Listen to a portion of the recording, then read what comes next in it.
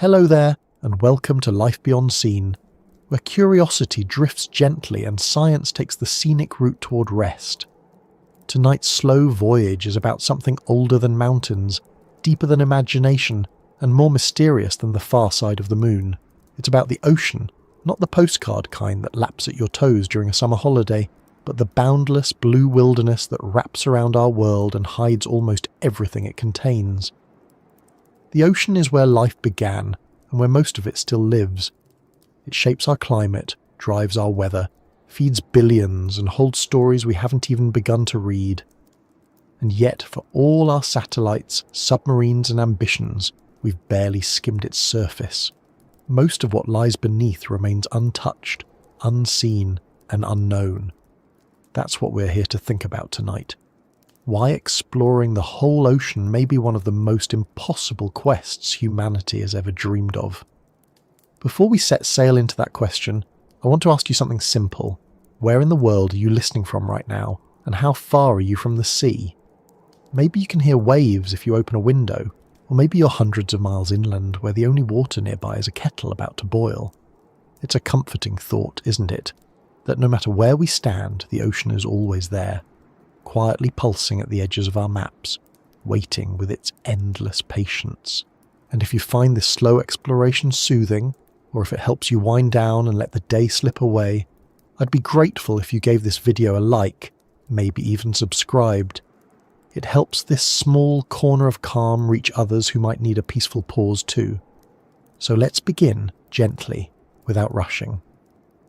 Imagine for a moment that you're looking out across the sea from a quiet shore. Maybe the air smells faintly of salt. The water stretches out before you, shifting and shimmering as if the earth itself were breathing. At first glance it feels knowable. Boats trace lines across its surface. Satellites watch its tides from space. Scientists drop sensors into its depths.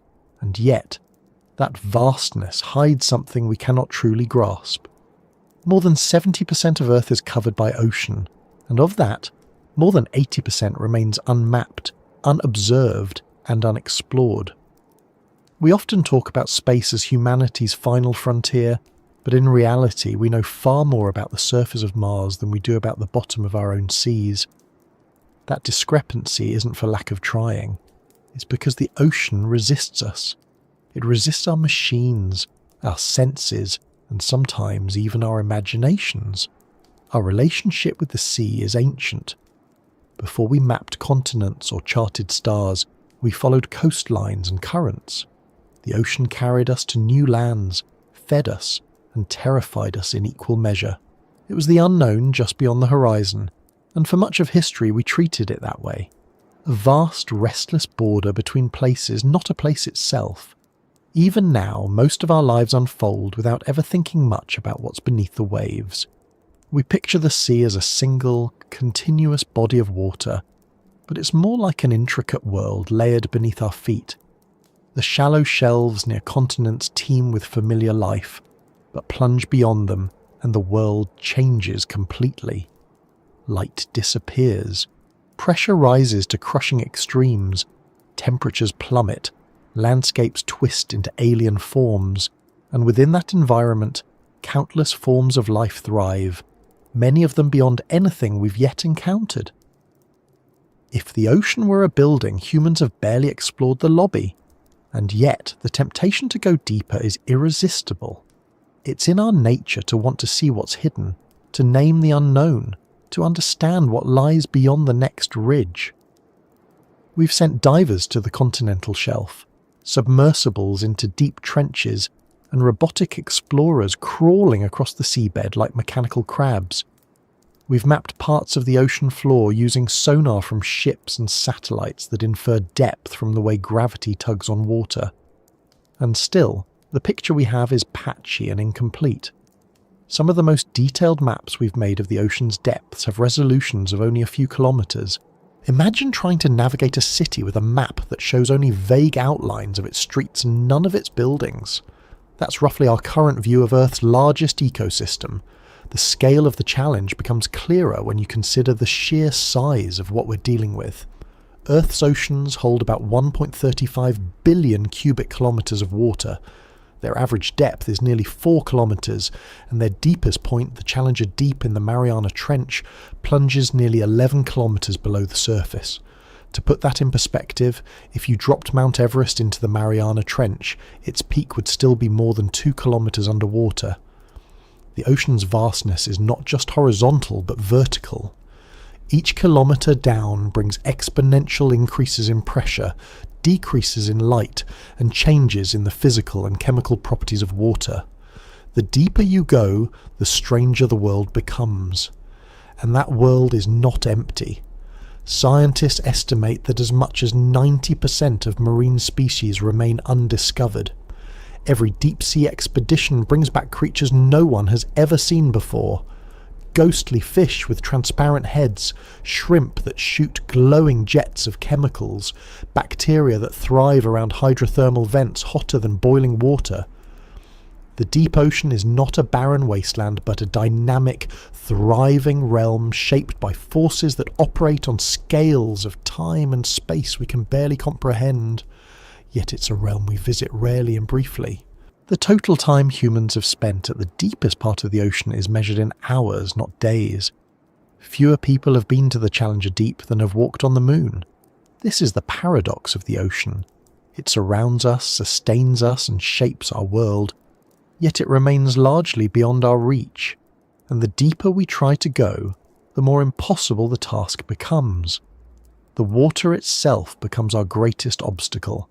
Pressure increases by 1 atmosphere, the equivalent of the weight of Earth's atmosphere at sea level for every 10 metres of depth. At the bottom of the Mariana Trench, pressures exceed 1,000 atmospheres. That's more than 8 tons per square inch. At those depths, even small flaws in a submersible's hull can be catastrophic. Electronics fail. Materials behave unpredictably. Human bodies are crushed long before they reach such depths without the protection of specially engineered vessels. Light, too, abandons us. Sunlight penetrates only about 200 metres into the ocean, and beyond 1,000 metres, there's only darkness. This means that much of the ocean is a lightless world where vision is useless, and exploration depends on sonar, radar, or the dim glow of artificial lamps. Even those tools have limits. Light scatters and absorbs quickly in water, and sound waves distort and reflect unpredictably. Navigation becomes guesswork. Mapping becomes an exercise in probability. What lies beyond the reach of our instruments might as well be invisible. Then there's the matter of distance. The ocean is not just deep, it's vast. Its total surface area is about 361 million square kilometres, and beneath that surface lies a seafloor that's more rugged than any mountain range on land. Trenches, ridges, seamounts, and abyssal plains stretch across distances that dwarf our most ambitious exploration missions. Even with modern ships and autonomous vehicles, systematically mapping every square metre of that terrain would take centuries. And that's just the seafloor. The water column above it, an immense 3-dimensional habitat, adds another layer of complexity. Life is not neatly distributed like trees on land. It drifts, swarms, and migrates in ways that are difficult to predict and nearly impossible to track completely. All of this explains why, even after centuries of exploration, the vast majority of the ocean remains unknown. But unknown doesn't mean empty. It means that the ocean holds secrets we haven't yet uncovered. Geological features that reshape our understanding of Earth's history, ecosystems that challenge our definitions of life, chemical processes that might inspire new technologies or medicines.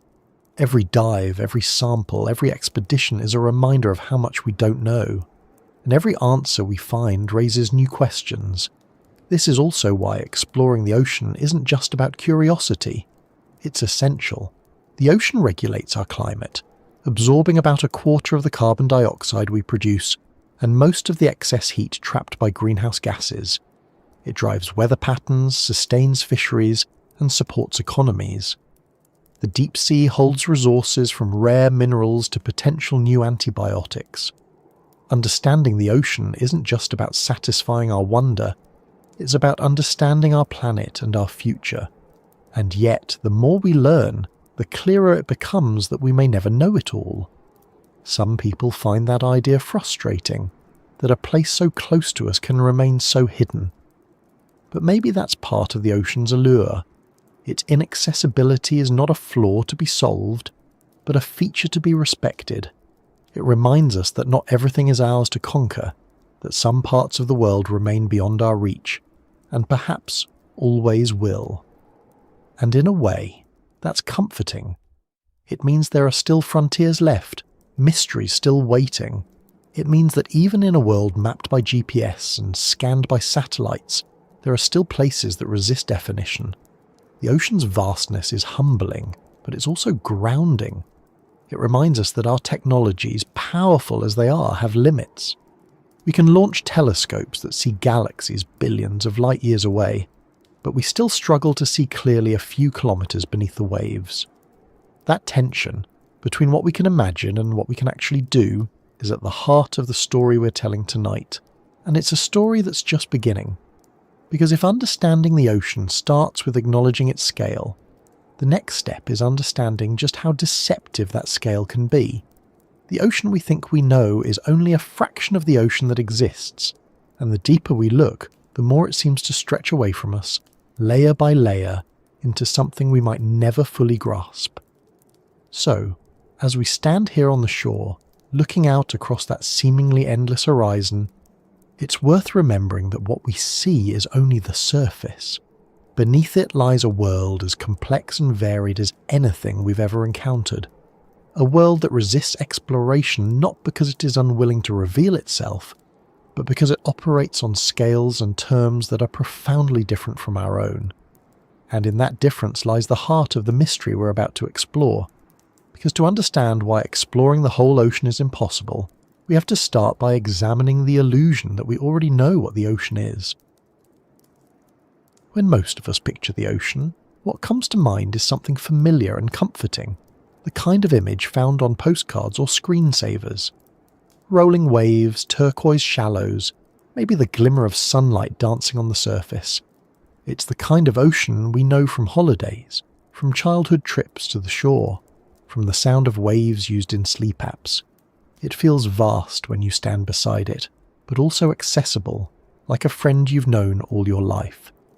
Boats travel across it, surfers play in its waves, fishermen work its edges, children collect shells in its tidal pools. This surface view has shaped how we think of the ocean for as long as we've lived near it. But what feels familiar is really just the thinnest layer, the skin of something unimaginably larger. The water we swim in, sail across and photograph at sunset represents a fraction so small it's almost misleading.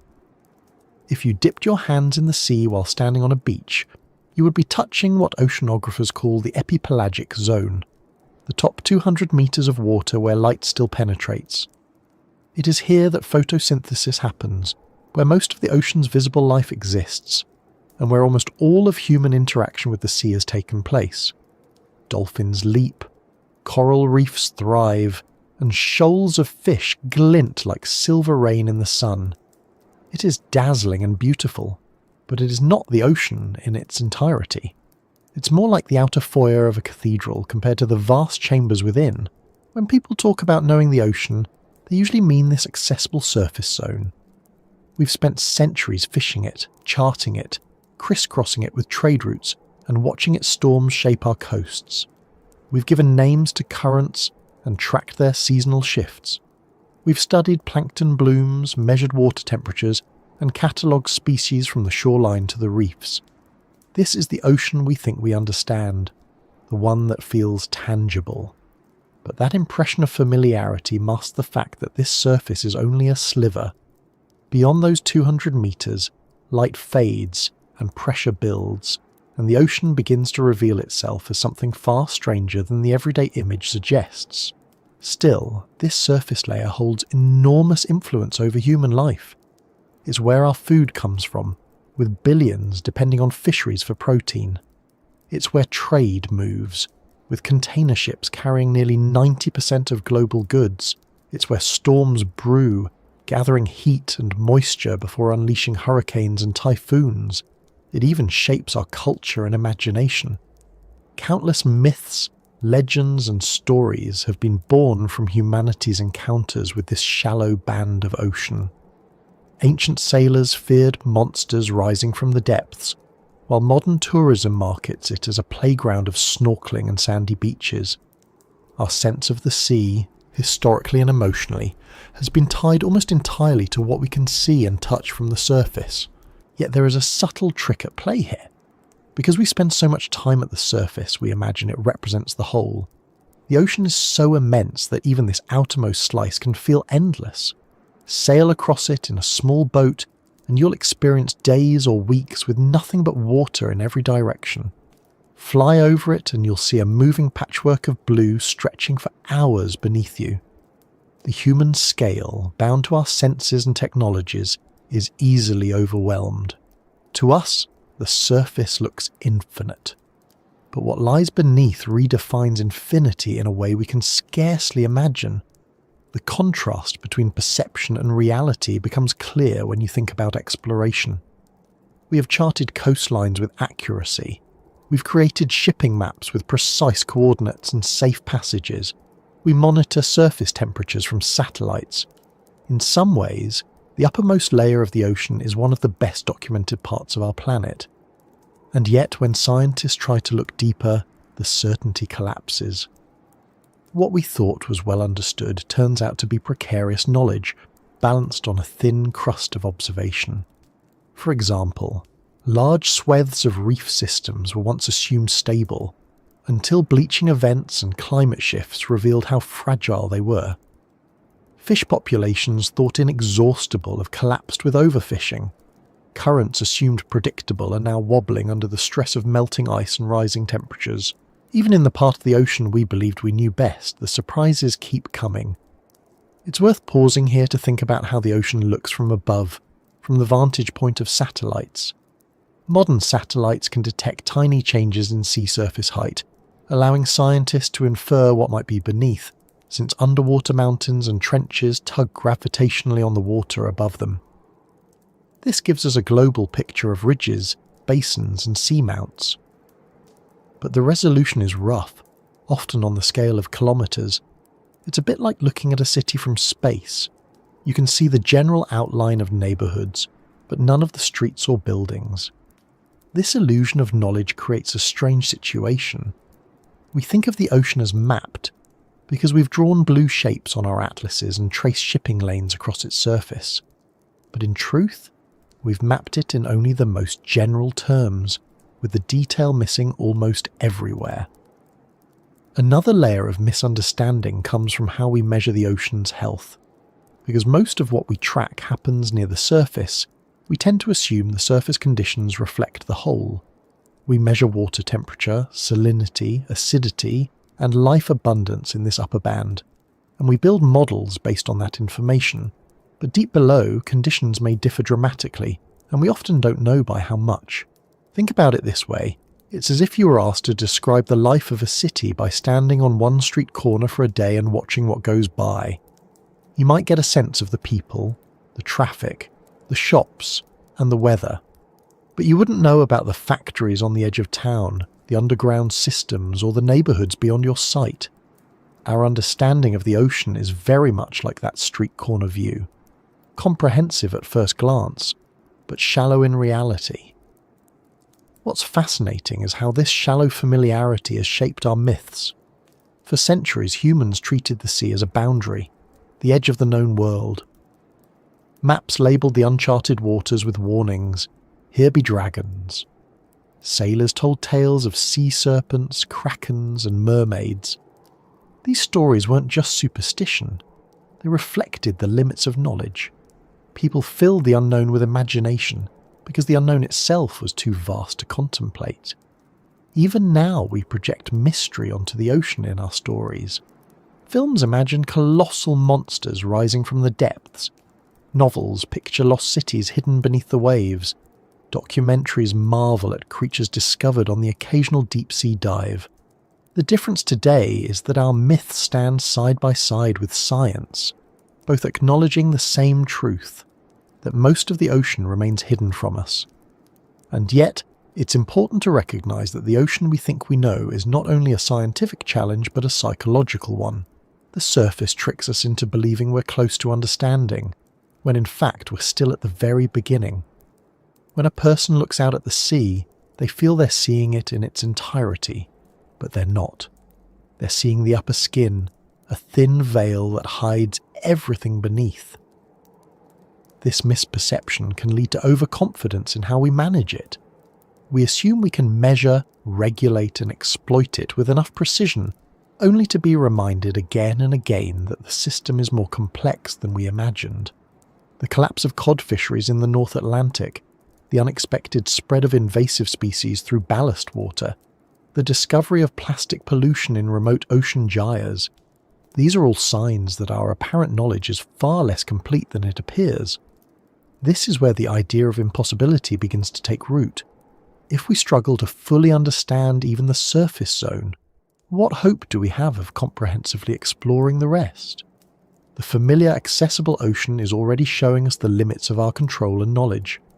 And that's just the thinnest part. Beneath it lies an environment where conditions become exponentially more difficult, and where human senses and machines falter. It makes the challenge not just daunting, but endless, as if the more we discover, the further the horizon retreats. Even so, the surface ocean holds endless fascination. Watching waves crash or drift lazily can feel timeless, meditative. Currents move with patterns that seem eternal, even as they shift under the planet's changing climate. Storms gather, rise and fade with a kind of rhythm that ties us back to ancient sailors who once looked at the same patterns. The ocean we know, or think we know, is an anchor for human life in countless ways. It's where commerce moves, where cultures meet, where traditions are passed from generation to generation. That familiarity gives comfort, but it also disguises the greater mystery beneath. And it is that greater mystery that draws explorers and scientists again and again into the deeper layers. The recognition that the surface is only a mask, only the beginning of something larger, pushes us to look further, to question what lies beyond, to imagine what lives in the dark and what forces shape the floor beneath. Because if the surface already overwhelms us with its scale, what comes next is something that stretches our imagination and our tools to their breaking point. The ocean we think we know is only the introduction. Beyond it lies the real story, one where light vanishes, pressure builds, and the familiar rules begin to dissolve. That is where the impossibility of total exploration begins to reveal itself, and that is where our journey must continue, deeper into the water, toward the places where the ocean no longer feels like a friendly companion, but an entirely separate world with its own laws and rhythms. If the ocean's surface is the version we know best, the thin sunlit layer that gives us fish and trade routes and vacation postcards, then what lies beneath it is another world entirely. And calling it a world isn't exaggeration. The deeper ocean is so vast, so complex and so alien that it's almost misleading to think of it as part of the same planet. It's not simply more water. It's a space that obeys rules we barely understand, a realm that dwarfs our capacity to measure, explore and even imagine. And it's this depth, more than anything else, that makes the idea of fully exploring the ocean almost laughably beyond reach. The first thing that strikes you when you try to grasp the scale of the deep ocean is how poorly our everyday reference points prepare us for it. The average depth of the global ocean is about 3,688 metres. That's nearly 4 kilometres straight down, deeper than most mountains at all. The deepest known point, the Challenger Deep in the Mariana Trench, plunges to about 10,184 metres, nearly 11 kilometres below the surface. That's roughly the distance a commercial jet flies above the ground. Imagine flipping the atmosphere upside down and filling it with water. That's the kind of vertical scale we're talking about. And yet, even those numbers fail to capture the enormity of it, because they're just statistics. What matters is what they mean for exploration. Depth is not just a measurement of distance, it's a multiplication of difficulty. Every additional metre down adds layers of complexity. Pressure increases by 1 atmosphere every 10 metres, So by the time you're a kilometre deep, the water is pressing down with about 100 times the force you feel at the surface. At the bottom of the Mariana Trench, the pressure is over 1,000 times greater. It's the equivalent of having the weight of 50 jumbo jets bearing down on every square metre of a submersible's hull. This isn't just an engineering problem, it's a fundamental limitation. Materials behave differently under those conditions. Metal that seems indestructible on land can warp or crack. Electronics fail. Seals that hold under laboratory conditions begin to leak. The deeper you go, the harder it becomes to build something that will survive long enough to gather meaningful data, let alone return with it. The human body is even less equipped to handle such conditions. Most divers don't go deeper than about 40 metres without specialised equipment, and even with mixed gas systems and pressurised suits, human limits are reached long before the ocean's deepest zones. Beyond a few hundred metres, the crushing pressure makes direct human exploration nearly impossible without a submersible. That means much of our knowledge of the deep sea depends on machines, and machines face their own set of limitations. They are expensive to build, costly to operate, and vulnerable to failure. And unlike satellites or drones in space which operate in a near vacuum, underwater vehicles must constantly fight resistance. Water is dense, heavy, and full of currents. Propulsion takes enormous energy. Communication is slow and often unreliable because radio waves don't travel well underwater. Everything is harder in the deep. Then there's light, or rather the lack of it. Sunlight fades quickly in seawater, and by 200 metres it's already dim. Beyond 1,000, it's gone completely. The deep ocean exists in perpetual night, broken only by the faint glow of bioluminescent life and the occasional lamp of a passing robot. This changes everything about how exploration works. On land or in space, we rely heavily on visual data. Cameras, telescopes, and the human eye are all designed to work with light. But in the deep ocean, light is not an option. Instead, we rely on sonar, which sends out sound waves and measures their echoes to infer shapes and distances. Sonar works, but it's slow and imprecise. It's like trying to navigate a room by clapping and listening for the echoes. You get a general idea of where things are, but the finer details are lost. Our attempts to map the ocean floor reflect these limitations.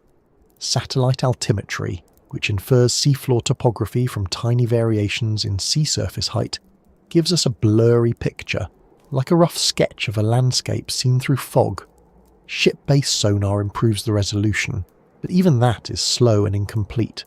A single research vessel can map only a narrow strip of seafloor as it moves, and mapping the entire ocean this way would take centuries of continuous work. As of now, only about 20% of the seafloor has been mapped in high detail. The rest remains a mystery, a vast, unmapped wilderness larger than the surface of Mars. And that's just the static picture. The ocean isn't a still, empty void. It's a dynamic, shifting environment full of motion and complexity. Currents flow in 3 dimensions, forming vast loops and eddies that stretch thousands of kilometres. Thermohaline circulation, driven by differences in temperature and salinity, connects surface waters to the deep in slow, planet-spanning conveyor belts that can take centuries to complete a single loop.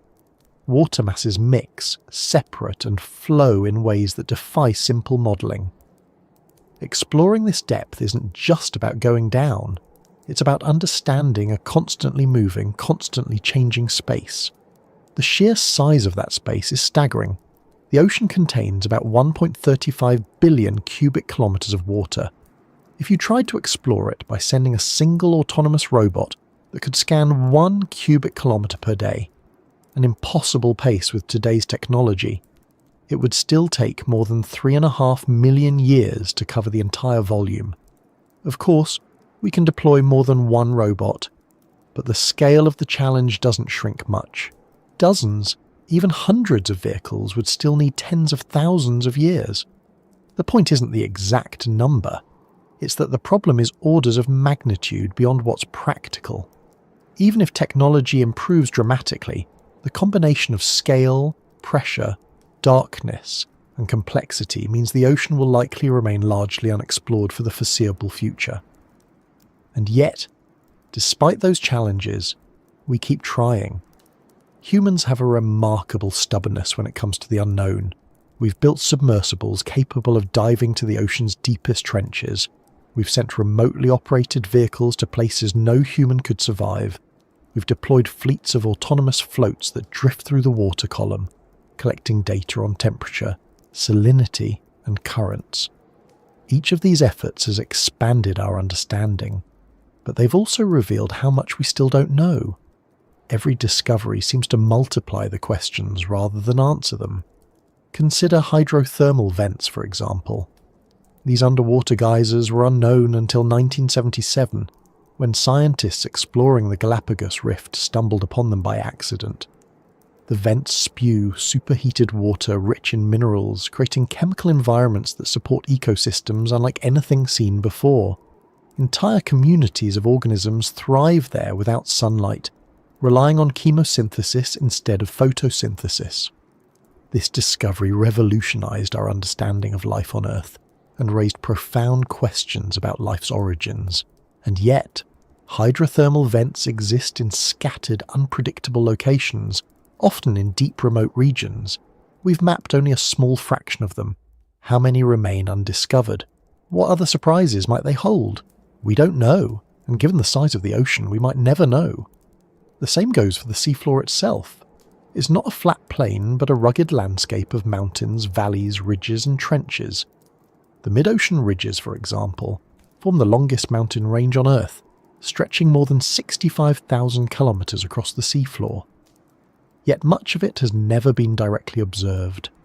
There are underwater volcanoes erupting unseen, landslides carving new canyons, and tectonic processes reshaping the crust in ways we can only infer from distant measurements. Each time we send a vehicle down, we risk stumbling onto features no one knew existed, and each time we realize how incomplete our maps truly are. And then there's the life. The deeper we go, the stranger it gets. Creatures adapted to the crushing pressure and eternal darkness display forms and behaviors that defy expectations. Some produce their own light through bioluminescence, flashing signals to communicate or lure prey. Others drift like living balloons, gelatinous and transparent, feeding on particles that fall from above. Gigantic squid, once the stuff of sailors' tales, turn out to be real, though rarely seen. Entire ecosystems form around whale carcasses that sink to the seafloor, supporting diverse communities for decades in what scientists call whale falls. The deeper ocean isn't empty. It's alive in ways we're only beginning to glimpse, and for every creature we've catalogued, there may be dozens more we haven't. Some estimates suggest that 90% of species in the deep sea remain undiscovered. That means the ocean is not just a physical frontier, it's a biological one as well. All of this leads to an unsettling but fascinating truth. The deeper ocean is not just unknown because we haven't looked. It's unknown because it may be unknowable in any complete sense. Its scale, complexity, and constant change mean that by the time we finish exploring one part, another will have shifted. Currents will have rearranged the water. New geological features will have formed. Species will have evolved or migrated. Total exploration implies a static object, something that can be fully measured and catalogued. But the ocean is not static. It is a living, breathing, shifting system, and that makes the idea of exploring it completely something of a contradiction. This is perhaps why comparisons between the ocean and space are so common. Space feels infinite, but in some ways it's easier to explore. Space is mostly empty. There's no pressure to crush spacecraft, no dense medium to resist movement. Radio signals travel freely. Light travels unimpeded. In the deep ocean, none of that is true. Every meter forward is a fight. Every signal is muffled. Every instrument is pushed to its limits. That's why, despite having sent probes beyond the solar system, we still struggle to map the seafloor of our own planet. The irony isn't lost on oceanographers. We know more about the surfaces of other worlds than we do about the bottom of our own seas. And yet, even with all these barriers, exploration continues, driven by a mix of curiosity, necessity, and hope. We need to understand the deep ocean because it plays a crucial role in Earth's climate system. Deep currents store and transport heat and carbon, regulating global temperatures. Deep ecosystems recycle nutrients that support surface life. Deep geological processes shape the crust and influence seismic activity. Ignoring the deep ocean isn't an option, but fully exploring it may be beyond our reach. That tension between the need to know and the impossibility of knowing everything is what makes ocean exploration such a compelling human endeavour. There's another dimension to this too, one that's less about physics and more about perspective. The deeper we go, the more we realise how limited our ideas about exploration really are. We tend to think of exploration as a process of filling in blanks on a map, of cataloguing and classifying until nothing is unknown. But the deep ocean resists that approach. It's too vast, too dynamic, too full of surprises. It doesn't lend itself to neat categories or definitive maps. It demands a different kind of exploration, one that accepts uncertainty as part of the process. Maybe the point isn't to know everything, but to keep learning, knowing full well that the learning will never end. And that brings us back to the heart of why exploring the whole ocean is impossible. It's not just a matter of technology or funding or political will, though those things matter. It's that the ocean itself is a moving target, a vast and shifting system that defies finality. Even if we built machines that could withstand the pressure, like the darkness, and map every contour, by the time they finished, the ocean would have changed. New layers of sediment would have shifted, species would have moved, chemical gradients would have evolved. The moment you think you've captured it, it slips away, changed into something else. But maybe that's what makes it worth exploring at all. The ocean's depth is a reminder that some mysteries are not meant to be solved but engaged with. They exist not to be conquered but to keep us curious, to keep us searching. The impossibility of exploring the whole ocean isn't a failure, it's a feature. It means there will always be something left to discover, always another dive, another question, another piece of the puzzle waiting in the dark.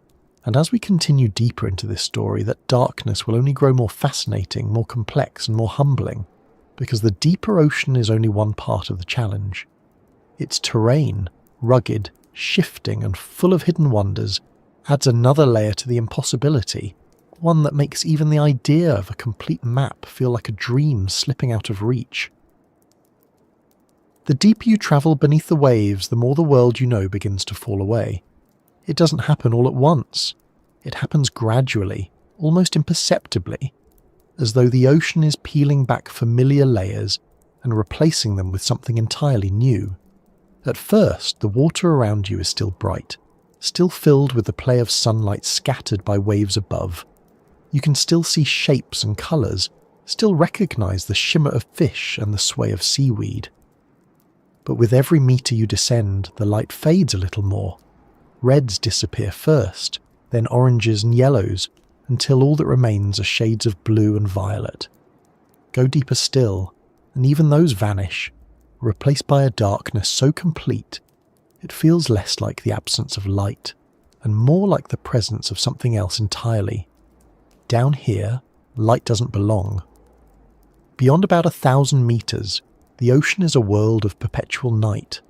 Sunlight never reaches this far, no matter how bright the day above. It is a realm defined not by vision but by pressure, temperature, and the slow, constant movement of water. This is the midnight zone, a region that covers more than half of the planet's surface and yet remains almost entirely beyond human experience. It's difficult to convey just how different this world is. The darkness is not the same as night on land. On land, even the darkest night carries some trace of light, whether from stars, the moon, or distant cities. Here, there is none. You could shine the most powerful spotlight humanity has built, and it would reach only a short distance before the water swallowed it whole. In this darkness, the familiar rules of life and physics bend into new shapes. Temperature plummets to near freezing. Pressure builds relentlessly. Sound behaves differently. The water itself is heavier, denser, layered in subtle gradients that shift and flow. Everything here exists under conditions that would be lethal closer to the surface, and yet this world is not empty. On the contrary, it is teeming with life. Life that has adapted not just to survive, but to thrive in an environment that would crush, freeze, and disorient almost anything from the world above. The creatures that inhabit this darkness are unlike anything most people ever see. Many are fragile and translucent, built to float effortlessly in the dense water. Some produce their own light through bioluminescence, a chemical reaction that turns the darkness into a stage for flickers and flashes, pulses and glows. These living lights are more than just decoration. They are tools for survival, lures for prey, warnings for predators, signals for mates. In a world where eyes are often useless, light becomes language. Some animals use it as camouflage, counter-illuminating their undersides to blend with the faint glow from above. Others use it to confuse predators, releasing bursts of light like underwater flashbangs. There are creatures that wave luminous lures like fishing lines, and others that light up their entire bodies in elaborate displays. But light is not the only adaptation here. Many deep-sea animals rely on senses we barely understand. Some detect minute changes in pressure or vibrations, allowing them to sense movement in the water long before they see or are seen.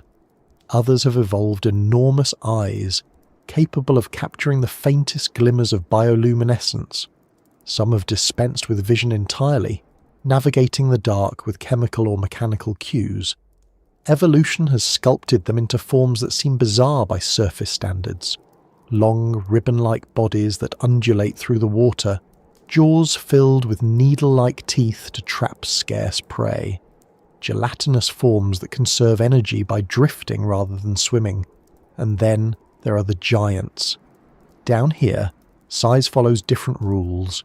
Creatures like the giant squid grow to lengths of over 12 meters, lurking in the darkness with eyes the size of dinner plates, among the largest eyes in the animal kingdom. These massive eyes aren't a luxury, they're a necessity.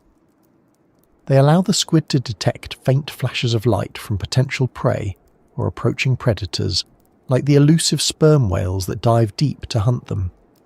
Encounters between these titans happen in darkness so complete that they've never been observed directly. What we know of them comes from scars on whale skin, from remains found in stomachs, from glimpses on deep-sea cameras, fragments of a hidden war playing out far below the surface. For humans, this darkness is a formidable barrier. Our entire evolutionary history has taken place in a world defined by light. Our eyes, our tools, our ways of perceiving and understanding rely on it. In the deep ocean, that reliance becomes a weakness. Cameras struggle to capture meaningful images without artificial lighting, and artificial lighting itself can disrupt the very environments we're trying to study. Some deep-sea species are sensitive to even the faintest illumination. Others are drawn to it, altering their behavior in ways that make observation difficult. It's a paradox of exploration. To see this world, we must change it. Sound offers an alternative, but it too comes with complications. Because light fades quickly in water, sonar is often our best tool for seeing in the deep. By sending out sound waves and listening for their echoes, scientists can map terrain, detect objects, and even track animals. But sonar has its limits. It provides only outlines, not details. It struggles with small, soft-bodied creatures, and like light, it can alter behavior, startling animals or driving them away. The deeper we go, the more we realize that our tools, designed for the world above, are blunt instruments here. Even communication becomes a challenge. Radio waves, which carry our signals through air and space, are almost useless underwater.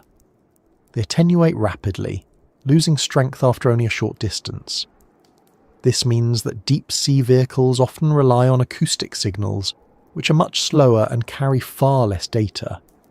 A simple instruction that would take milliseconds to send to a satellite might take seconds or minutes to reach a submersible. Real-time control becomes difficult, sometimes impossible. As a result, many deep-sea missions depend on autonomous systems, robots that must make decisions on their own, far from direct human oversight. That autonomy is both a strength and a vulnerability. It allows exploration where humans cannot go, but it also means that if something goes wrong, help is often hours or days away. The darkness hides not only life but landscape. The seafloor here is a place of extremes. Vast plains stretch for thousands of kilometers, covered in fine sediment that drifts down from above like underwater snow. Elsewhere, jagged ridges rise like mountain ranges, formed by the slow spreading of tectonic plates. Deep trenches plunge into the crust, deeper than any canyon on land. Hydrothermal vents spew mineral-rich water heated by magma beneath the seafloor, creating oases of chemical energy in the cold darkness. Cold seeps leak methane and hydrogen sulfide, supporting yet more unique ecosystems. This landscape is as varied and dramatic as anything on the continents, but we've seen only a tiny fraction of it. What little we have seen has already transformed our understanding of the planet. Before hydrothermal vents were discovered, scientists believed that all life on Earth ultimately depended on sunlight. The ecosystems clustered around those vents proved otherwise. Here, bacteria use chemicals from the vent fluids to produce energy, forming the base of a food chain that includes giant tube worms, clams, and crabs.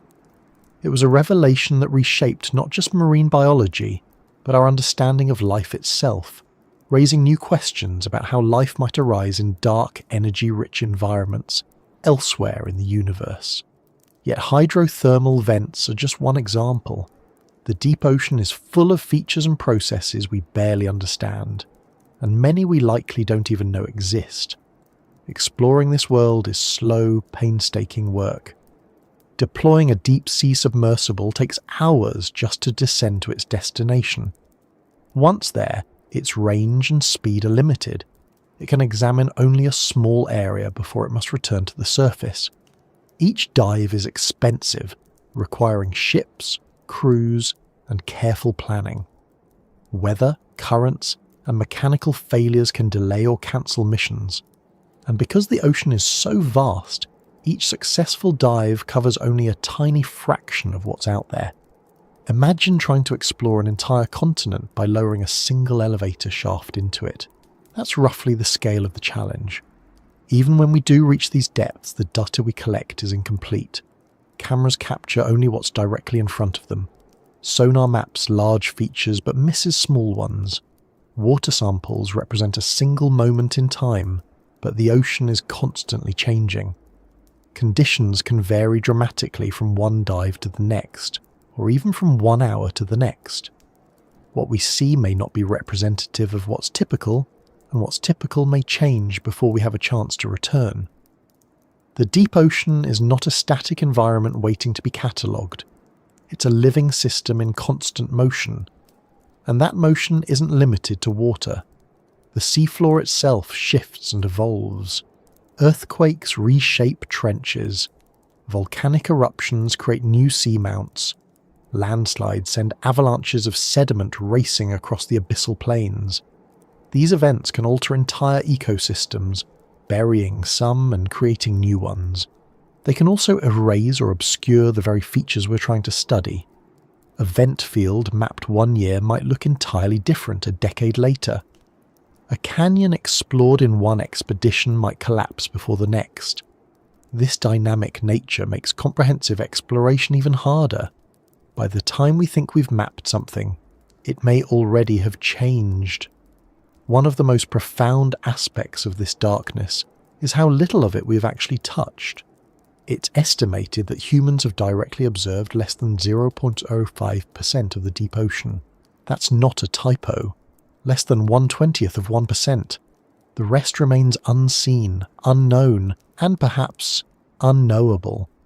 Every deep-sea mission, no matter how advanced, is a glimpse through a keyhole into a vast, dark cathedral. And every glimpse reveals how much more there is beyond our reach. It's humbling, and it's a big part of why the idea of exploring the whole ocean is so implausible. We're not just dealing with scale, we're dealing with a level of inaccessibility that fundamentally defies our tools and senses. Yet for all its challenges, this darkness is not hostile, it is indifferent. It doesn't resist us actively, it simply is. The pressure, the cold, the lack of light, these are not barriers built to keep us out. They are the natural state of a world that existed long before we arrived and will continue long after we're gone. In that sense, the deep ocean is a reminder of our place in the universe. It shows us that not everything is made to accommodate us, that not all worlds are meant to be easily understood or conquered. And perhaps that's part of the reason it fascinates us so deeply. It's worth remembering too that darkness is not just a physical condition but a metaphor for ignorance. When we speak of the deep ocean as a world of darkness, we're also speaking of how little we know, and that ignorance is profound. Scientists estimate that there could be tens of millions of species living in the ocean, many of them in the deep.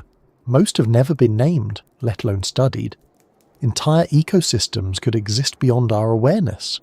Geological features could be forming right now, unseen. Chemical processes could be unfolding that might one day lead to breakthroughs in medicine, energy, or materials science. The darkness hides not just what is, but what could be.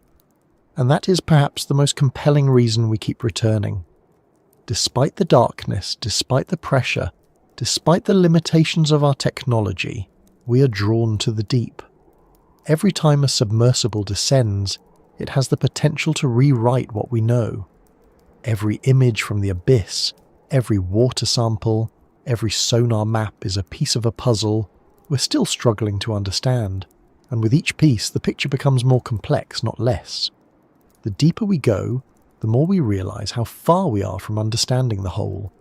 This is why the ocean remains one of the last great frontiers, not because we haven't tried to explore it, but because it resists finality. Its darkness is not just a physical barrier, but a conceptual one. It forces us to rethink what exploration means. It demands patience, humility, and acceptance of uncertainty. And it shows us that some mysteries are not meant to be solved once and for all, but revisited again and again, each time revealing a little more and reminding us how much remains unknown.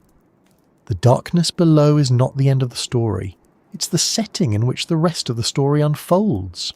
Because within that darkness, beneath those crushing pressures and shifting landscapes, lies a terrain as intricate and challenging as any mountain range or desert on land. It is a terrain that stretches for thousands of kilometers, hides secrets in its folds and reshapes itself in silence. It is the ocean floor, the vast rugged foundation of this hidden world, and it presents its own set of obstacles, each one a reason why exploring the whole ocean might remain beyond our reach. Pressure is something we rarely think about in our daily lives, yet it is always present. At sea level, the weight of Earth's atmosphere presses down on every square centimetre of your body with about 1 kilogram of force. You don't feel it because the fluids inside you push back with equal strength, and because evolution has shaped your body to exist comfortably under that constant weight. But pressure is a subtle and relentless force, and as you descend into the ocean, it rises with astonishing speed. Every 10 meters down adds another atmosphere, another full weight of air stacked on top of you. At 100 meters, the pressure is 10 times greater than what you feel on land. At 1,000, it's 100 times greater. And at the bottom of the Mariana Trench, nearly 11 kilometers below the surface, the pressure is more than 1,000 times what your body is built to endure. To imagine what that means, consider this. Every square inch of an object at the bottom of the trench is being squeezed by more than 8 tons of water. That's roughly the weight of a fully loaded truck pressing on an area the size of a postage stamp. Multiply that across the entire surface of a submersible, and you begin to understand why deep-sea engineering is so difficult. Even the smallest flaw in a vessel's hull, a microscopic crack, an imperfect weld, can become catastrophic under that kind of force. The water does not give second chances. It doesn't rush in, it slams in. When pressure breaches a barrier, it does so with explosive violence, crushing and imploding everything inside in an instant. For humans, this means direct exploration of the deep ocean is almost entirely off limits. Divers can only descend so far before the pressure becomes too great for their bodies to withstand. Even with advanced breathing mixtures and pressurized suits, human limits are reached long before the deep ocean truly begins. The world record for a human free dive is just over 200 meters, and even that is a fleeting visit measured in minutes. With scuba gear, divers rarely go beyond 40 to 60 meters for safety. The deepest recorded dive with specialized equipment is just over 330 meters. Beyond that, human physiology simply can't cope. Lungs collapse, nitrogen dissolves into the blood, and oxygen becomes toxic. The deeper layers of the ocean are a realm from which we are excluded by the basic limits of our biology. That's why machines have become our eyes and ears in the deep. Submersibles, remotely operated vehicles, and autonomous underwater drones do what humans cannot. They survive where pressure would crush a person into pulp. But even these marvels of engineering face daunting challenges. A deep-sea submersible must be built like a fortress, with thick titanium or steel hulls designed to withstand the immense forces pressing on them. These hulls are often spherical, the strongest shape for resisting uniform pressure. But strength comes at a cost. The thicker and heavier a hull, the harder it is to build, launch and maneuver. And the deeper you want to go, the thicker and heavier it must be. At a certain point, the engineering becomes impractical, the cost astronomical. Consider the bathyscaphe Trieste, which in 1960 carried Jacques Picard and Don Walsh to the bottom of the Challenger Deep. Its pressure sphere had walls nearly 13 centimeters thick, and even so, the immense pressure caused a window to crack during the descent. The mission was a triumph, but it was also a demonstration of how unforgiving the deep ocean can be. It would be more than half a century before another crewed vehicle, James Cameron's Deep-Sea Challenger, returned to the same depth. And that gap wasn't due to a lack of interest. It was because building something capable of surviving that pressure safely and reliably is incredibly difficult and expensive. Even unmanned vehicles face similar obstacles.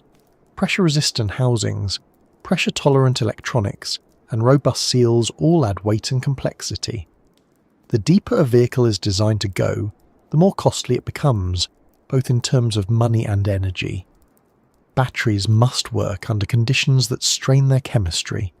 Sensors must function reliably in crushing environments. Every component must be tested and retested, because failure is often catastrophic and irretrievable. A submersible that implodes at depth is unlikely ever to be recovered. Pressure doesn't just threaten machines, it also changes the way materials behave. Metals become more brittle, plastics deform. Glass, often used for viewports, must be carefully shaped and treated to avoid shattering. Even the water itself behaves differently. At great depth, it is denser and more viscous, and it exerts forces that can subtly alter the performance of instruments and vehicles. Designing for these conditions is as much about understanding the behavior of materials under pressure as it is about resisting the pressure itself. The immense force also complicates the task of collecting samples. A water sample taken from several kilometers down is under enormous pressure when it's collected. Bring it to the surface too quickly, and gases dissolved under those conditions will bubble out, changing the sample's chemistry before it can be studied. Biological specimens face similar problems. Deep-sea creatures often cannot survive the transition to surface pressure. Their bodies, adapted to crushing depths, expand or even disintegrate when brought up too quickly. This makes it difficult to study them alive and in their natural state. Specialized pressure-retaining containers can help, but they are expensive and cumbersome, and they limit the amount of material that can be collected. These challenges explain why so much of the deep ocean remains unexplored. It's not that we lack curiosity or even the basic technology to reach those depths. We've done it before. It's that doing so is so resource-intensive, risky, and technically demanding that it's impossible to do at scale. A handful of dives scattered across decades barely scratch the surface of what's out there. And because the ocean is so vast, each dive is a tiny point in a massive three-dimensional volume. It's like trying to understand a continent by drilling a few narrow shafts into the ground. The information you get is valuable, but it's far from complete. Pressure also affects how long we can explore once we reach the deep. The deeper a submersible goes, the longer it takes to descend and ascend. A trip to the bottom of the Mariana Trench can take more than 4 hours each way. That leaves only a few hours at depth before the vehicle must begin its slow climb back to the surface. The deeper the dive, the more of the mission is spent simply travelling, and the less time is available for actual exploration. This is another reason why most deep-sea research focuses on relatively accessible depths, 1,000 or 2,000 metres rather than 10,000. The deeper you go, the more difficult everything becomes. There's also the problem of cumulative stress. Every dive subjects a submersible to immense pressure cycles. Over time, these stresses can cause microscopic cracks or fatigue in the hull and components, even if they aren't immediately visible. Engineers must constantly inspect, maintain, and sometimes retire vehicles long before their mechanical parts wear out. This adds another layer of cost and complexity, one that makes frequent routine deep dives impractical. The challenge of pressure extends beyond engineering and biology. It shapes how we think about exploration itself. On land, exploration often means moving quickly and covering large areas. We climb mountains, cross deserts, map landscapes. In the deep ocean, pressure slows everything down. Vehicles move cautiously. Dives are planned meticulously. Every step is deliberate because mistakes can be fatal to machines and impossible to fix once they occur. Exploration here is not a sprint but a crawl, a slow and careful process that yields its secrets grudgingly. And even when we succeed, pressure still limits what we can do. Instruments that work perfectly at the surface may fail at depth. Cameras may crack. Robotic arms may seize. Communication links may falter. The deeper we go, the more likely something will break. And when it does, repairs are often impossible without bringing the entire vehicle back to the surface. Each failure means days, weeks, or months of lost time and effort. Each repair adds cost. Each redesign must account for even greater pressures. It is a cycle that repeats again and again, a reminder that the ocean's crushing embrace is not something we can simply design our way around. Pressure also affects the very structure of the ocean itself. At great depths, water becomes so compressed that its density increases significantly. This affects how sound travels, how currents flow, and how heat moves. It creates layers within the water column, each with its own physical properties. These layers can act as barriers, trapping heat, nutrients, or even organisms. They complicate navigation and make it difficult to model how the ocean behaves as a system. Pressure is not just a challenge for explorers, it is a fundamental force shaping the ocean's structure and dynamics. The way pressure shapes life is perhaps the most profound reminder of how alien the deep ocean really is. Organisms here have evolved extraordinary adaptations to survive. Some have flexible cell membranes that resist compression. Others produce special proteins that prevent their enzymes from denaturing under pressure. Some have skeletons made of cartilage rather than bone, which can bend without breaking. Many are slow-growing and long-lived, conserving energy in an environment where movement is costly. These adaptations are so specialised that they often make survival at surface pressures impossible. A fish from the abyss may literally explode if brought up too quickly, its internal gases expanding violently as the pressure drops. These differences highlight a key point.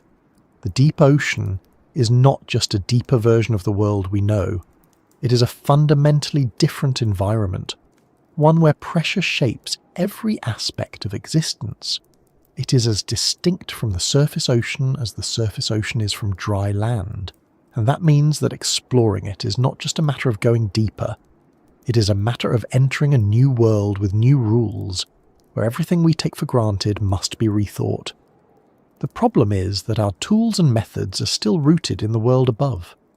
We build machines with materials and designs that work well in air or shallow water, and then we try to adapt them for the deep.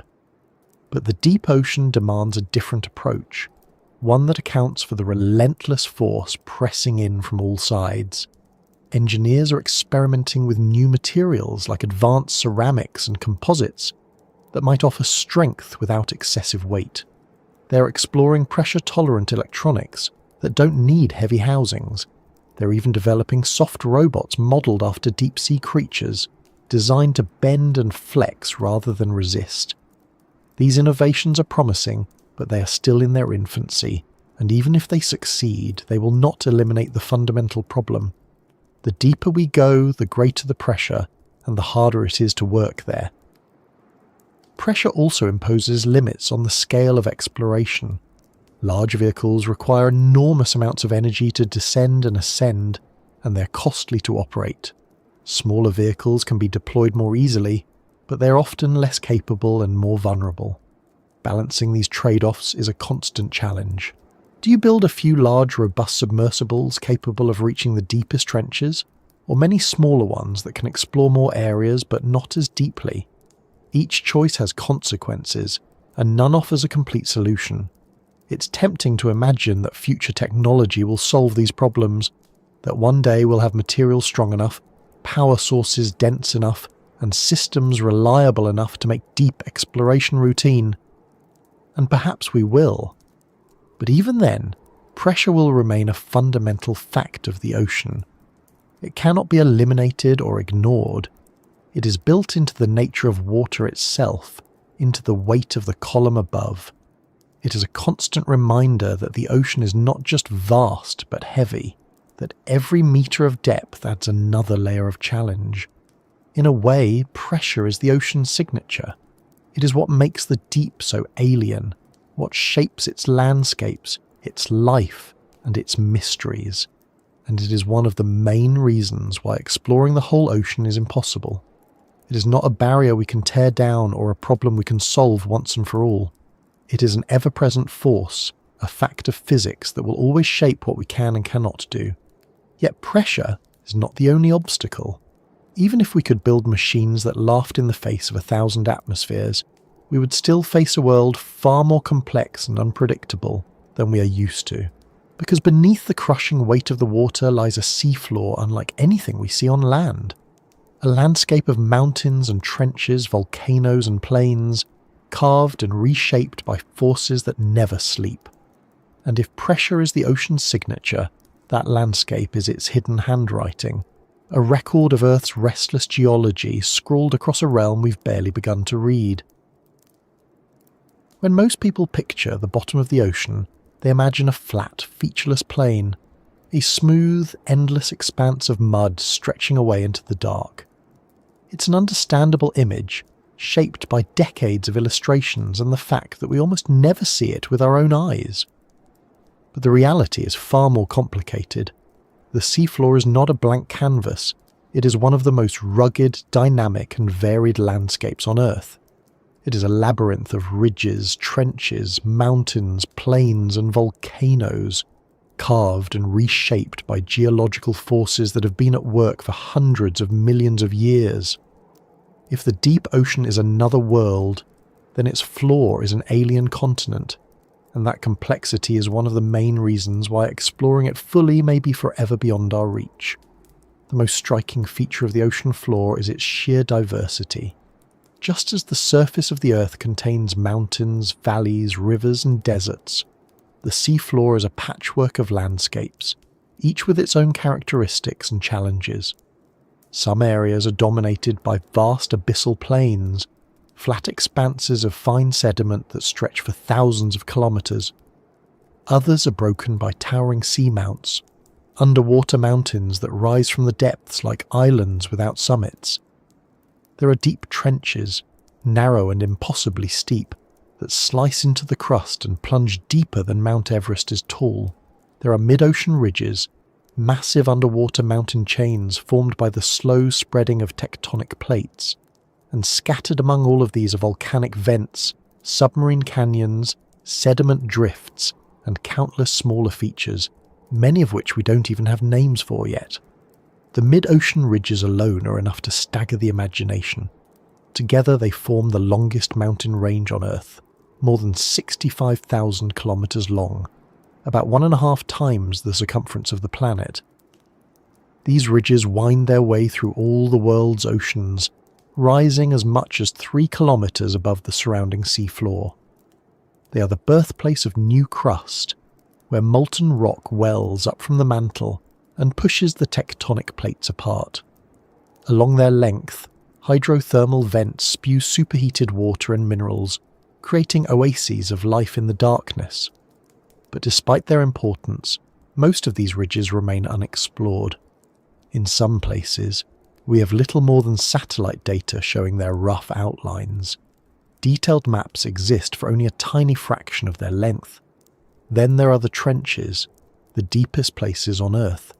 These narrow arc-shaped depressions form where one tectonic plate is forced beneath another, plunging into the mantle. The Mariana Trench is the most famous, but there are many others. The Tonga Trench, the Kuril-Kamchatka Trench, the Philippine Trench. Each is a place of extremes, where pressure exceeds 1,000 atmospheres and temperatures hover just above freezing. These trenches are difficult to reach and even harder to study. Their steep walls and narrow shapes make navigation challenging, and their great depth means that every dive requires hours of descent and ascent. As a result, many trenches have been visited only once or twice, if at all. Some have never been explored directly. Even the supposedly flat abyssal plains are not as simple as they appear. They're covered in fine sediment that drifts down from above over millions of years, creating a soft, uniform surface. But beneath that surface lie layers of rock and ancient lava flows, shaped by tectonic and volcanic forces. The plains are dotted with features called abyssal hills, small rounded rises that can be hundreds of meters tall and stretch for kilometers. There are thousands of them, perhaps millions, scattered across the ocean floor.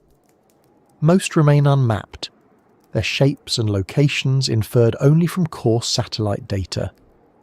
And then there are the seamounts, an estimated 100,000 of them, rising at least a kilometre above the sea floor, with many more smaller ones besides.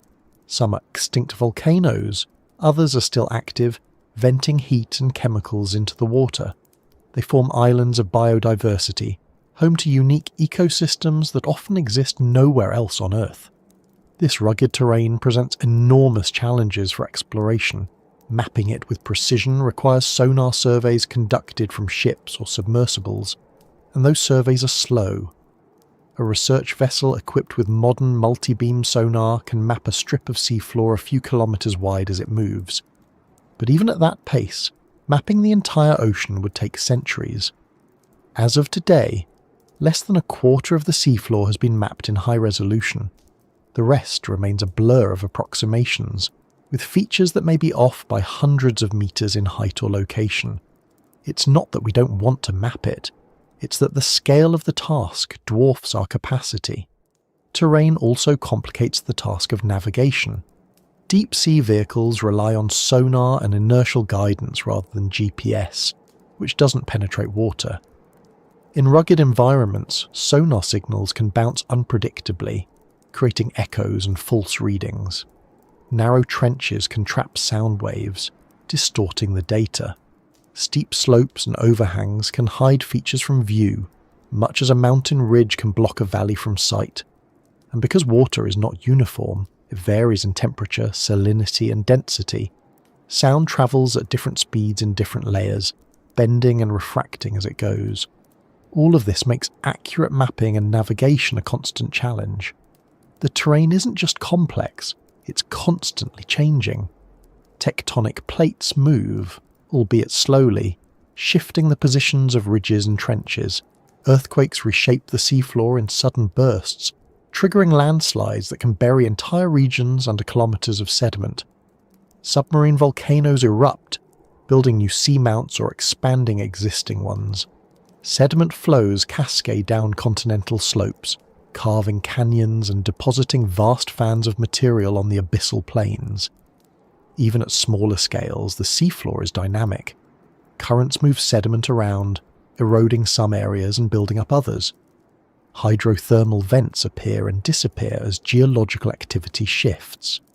Features that exist today may look very different a decade from now. This dynamic nature makes comprehensive mapping not just difficult, but fundamentally elusive. Even if we somehow mapped the entire seafloor tomorrow, the map would be outdated almost immediately. It's not that the terrain changes overnight, though it sometimes does, but that it is always changing, always evolving. Exploration implies a fixed object to explore, but the ocean floor is not fixed. It is alive with geological activity, constantly reshaping itself in ways both subtle and dramatic.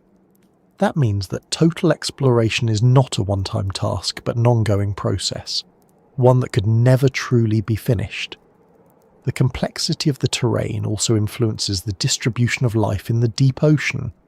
Seamounts, for example, act as islands of biodiversity, providing hard surfaces for corals and sponges to attach to, and creating upwellings that bring nutrients from the depths. Trenches, by contrast, are often sparsely populated, though some harbour specialised communities adapted to the crushing pressure and scarce food. Hydrothermal vents support entire ecosystems based on chemosynthesis, while abyssal plains rely on a slow rain of organic particles falling from above.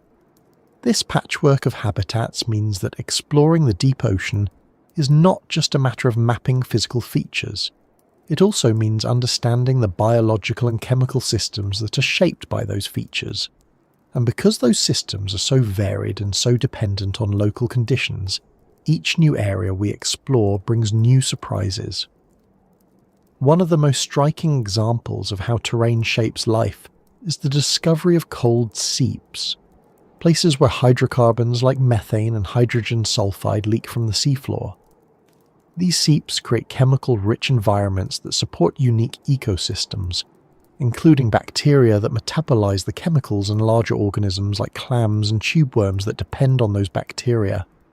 Cold seeps were unknown until the 1980s, and they continue to surprise scientists with their diversity and complexity.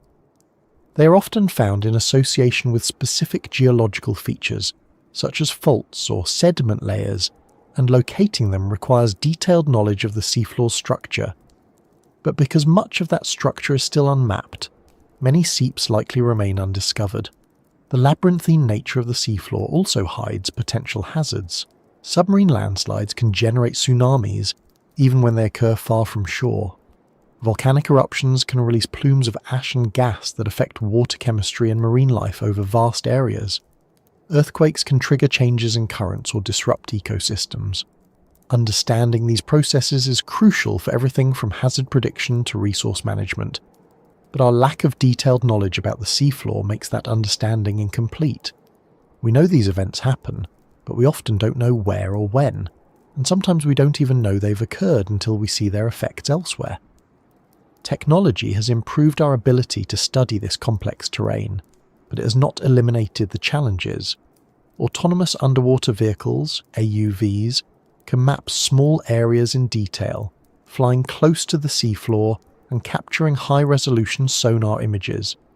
Remotely operated vehicles, ROVs, can investigate specific features, collecting samples and taking close-up video.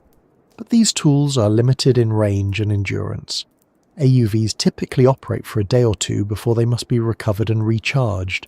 ROVs require a ship and crew on the surface, making them expensive and logistically challenging to deploy. And because they move slowly, often just a few kilometers per hour, covering large areas is impractical.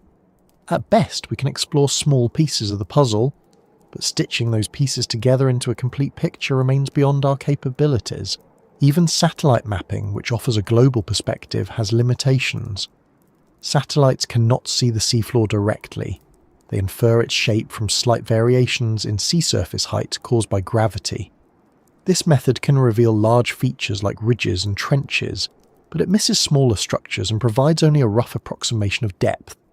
It's a bit like trying to map a mountain range by measuring the thickness of the air above it. You get the general outline, but not the details. For exploration that requires precision, satellite data is just the starting point, not the final answer. Another layer of complexity is added by the interaction between terrain and water. The shape of the seafloor influences how currents flow, and those currents in turn shape the terrain. Seamounts deflect water upward, creating localized upwellings. Trenches channel deep currents, funneling cold, nutrient-rich water across great distances. Ridges steer the flow of entire ocean basins. These interactions create feedback loops that affect everything from nutrient distribution to climate. Understanding them requires detailed knowledge of both the terrain and the water that moves over it, and because both are complex and constantly changing, that understanding is difficult to achieve. The terrain also poses challenges for human activities beyond exploration. Submarine cables, which carry most of the world's internet traffic, must be carefully routed to avoid steep slopes and unstable areas.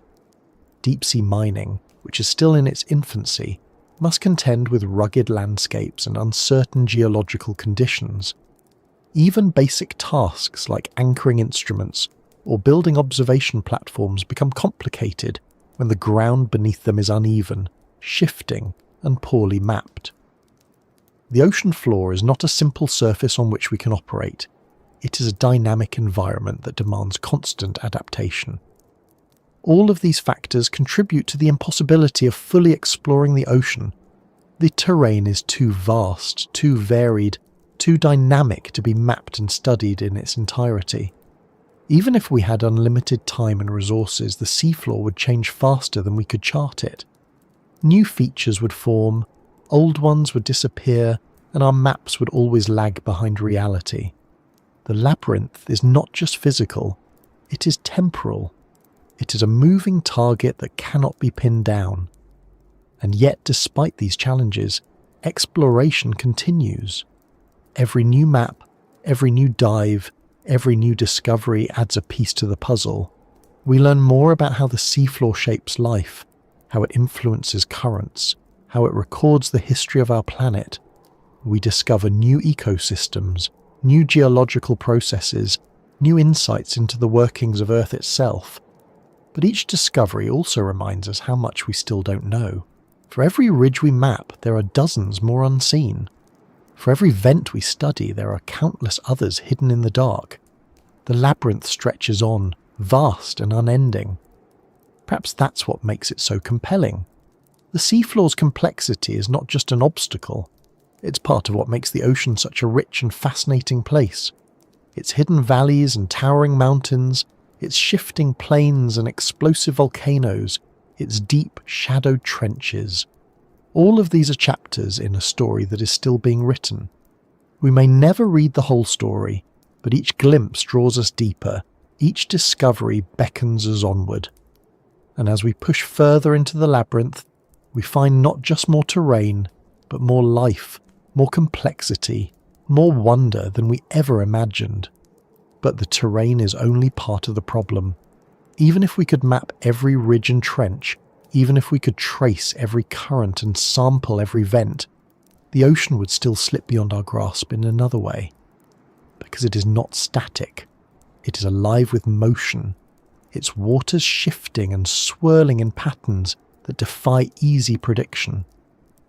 And that ever-changing nature, that restless, ceaseless movement, adds yet another layer to the impossibility of exploring the whole ocean. For all the complexity of the ocean's depths, the darkness, the pressure, the terrain, perhaps the most human obstacle standing between us and full exploration is one we've built ourselves. It's not just that the ocean is vast or hostile, it's that the machines we rely on to explore it, though impressive by any standard, are bound by limitations that mirror our own. They are, after all, our creations, built with materials we can produce, powered by energy sources we can harness, and controlled by systems we can understand.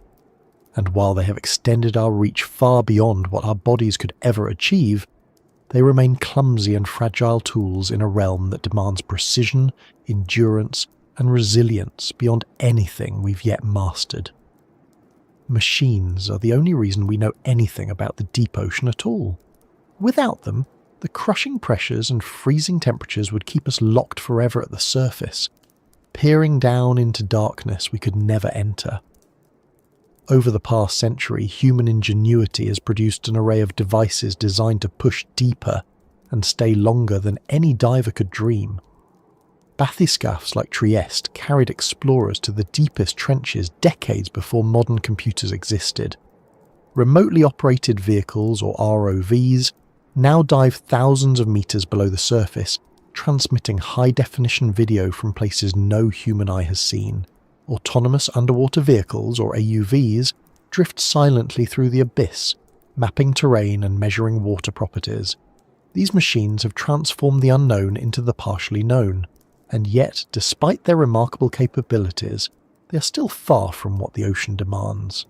Start with the basics. Power. On land, energy is easy to supply. Machines can plug into grids, refuel at stations, recharge with sunlight. In space, solar panels can operate almost indefinitely in the vacuum. But in the deep ocean, none of those options work.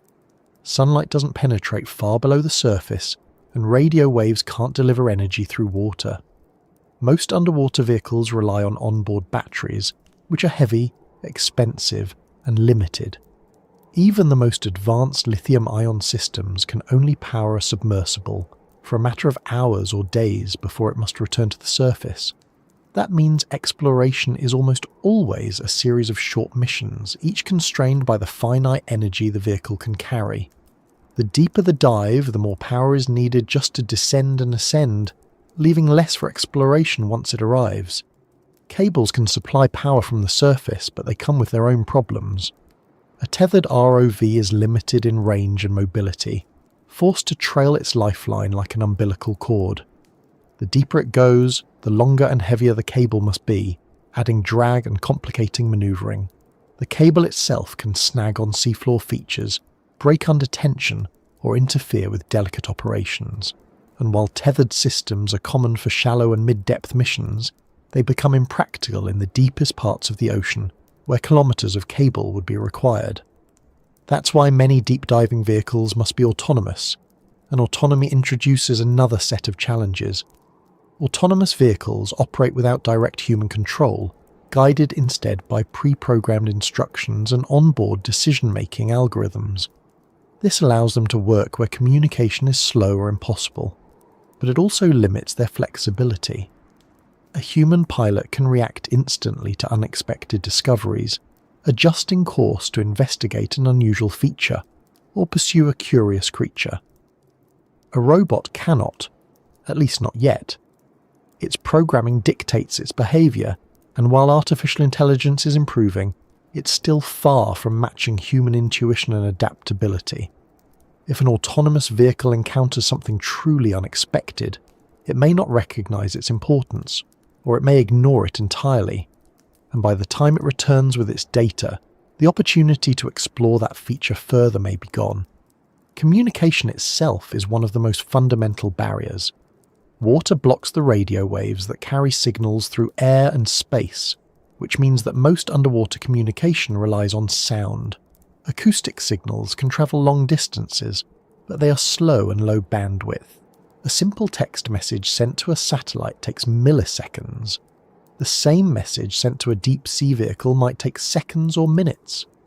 Transmitting high-resolution video is almost impossible. This means that many deep-sea missions are conducted blind, with vehicles carrying out their tasks largely on their own and reporting back only after surfacing. That delay makes real-time control difficult and limits our ability to adapt missions as they unfold. Durability is another major constraint. The deep ocean is not kind to machines. Pressure strains hulls and crushes components. Corrosive salt water eats away at metals and electronics. Sediment and biofouling can clog sensors and reduce efficiency. Even small leaks can become catastrophic under thousands of atmospheres of pressure. Designing vehicles that can survive these conditions for extended periods is a monumental engineering challenge. Most deep-sea missions last only a few days, and maintenance is frequent and costly. Long-term installations, instruments left on the seafloor for months or years, are rare and prone to failure. Even the cables that carry data from these instruments to shore can be damaged by shifting sediments, landslides, or curious animals. Then there's the question of precision. The deep ocean is a vast three-dimensional space, and exploring it requires not just reaching a location, but navigating and positioning accurately once there. On land, GPS provides precise location data. In space, star trackers and gyroscopes do the same.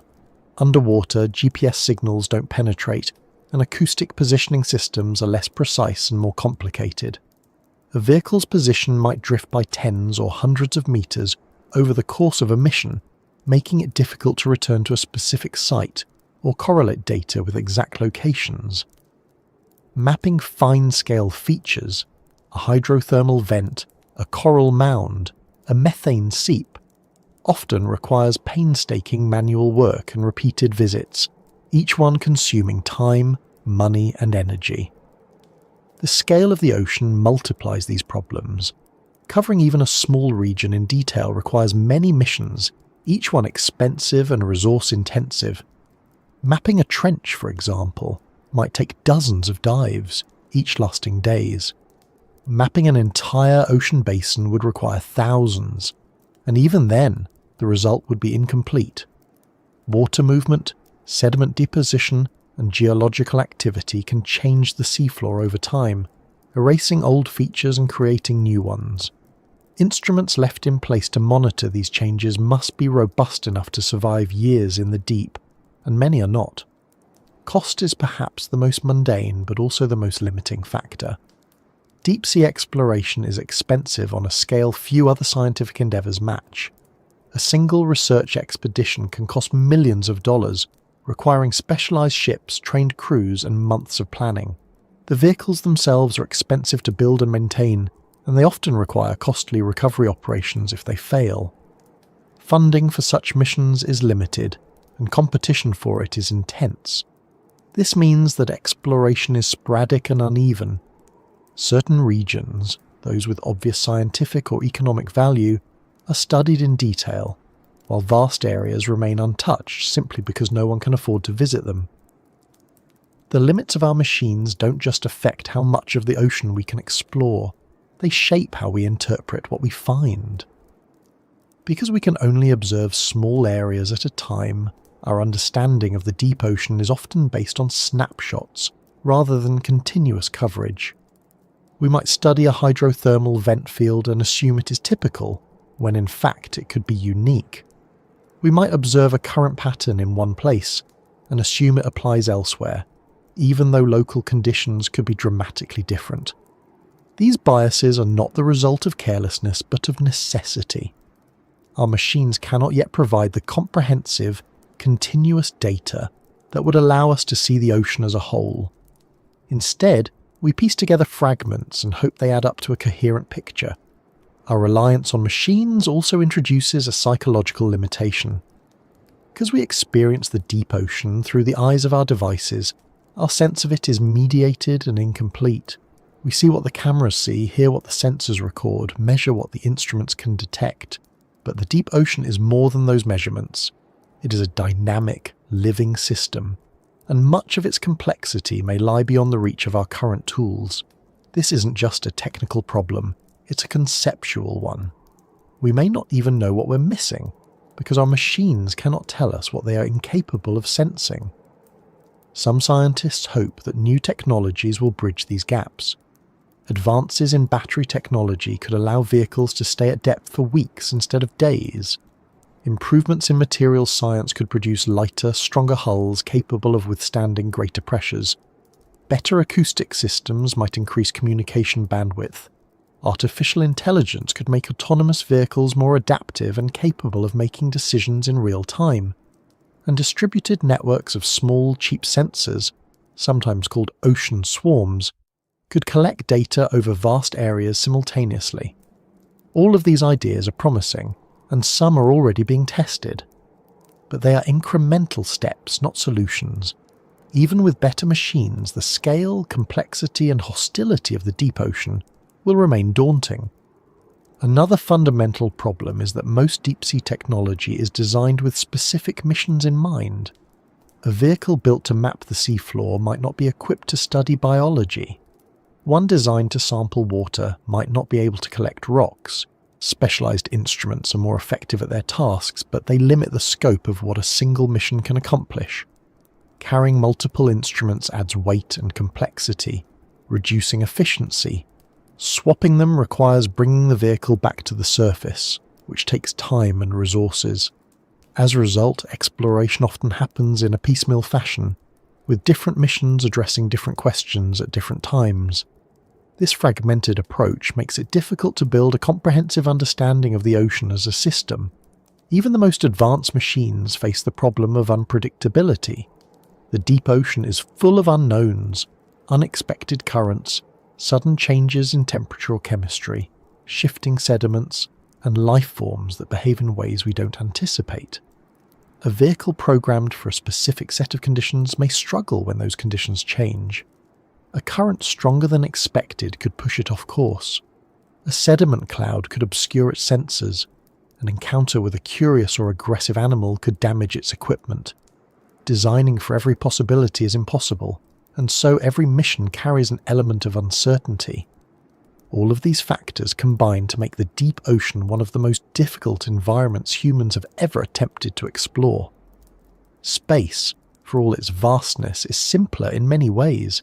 It is mostly empty. Communication is fast, solar power is abundant, surfaces are static. The deep ocean, by contrast, is dense, dynamic, and hostile. It resists our machines at every turn. Every meter forward is a struggle, every discovery hard won. And even when we succeed, we do so in narrow windows with limited tools, gathering fragments of data from a world that dwarfs our capacity to measure it. This is why, despite decades of technological progress, most of the ocean remains unexplored. Our machines have carried us farther than we could ever go on our own, but they have not brought the ocean within our grasp. They are in a sense like lanterns carried into a vast cave, illuminating small patches while leaving most of the darkness untouched. And as the cave stretches on, twisting and branching into passages we can't even see, it becomes clear that no number of lanterns will ever light it all. Yet the limits of our machines are not the end of the story. They are part of a broader picture, one that includes not just technical and physical challenges, but also the fundamental nature of the ocean itself. Because even if we built perfect machines, vehicles that could dive forever, map with infinite precision, and never break, we would still face an ocean that is alive, moving, and constantly changing.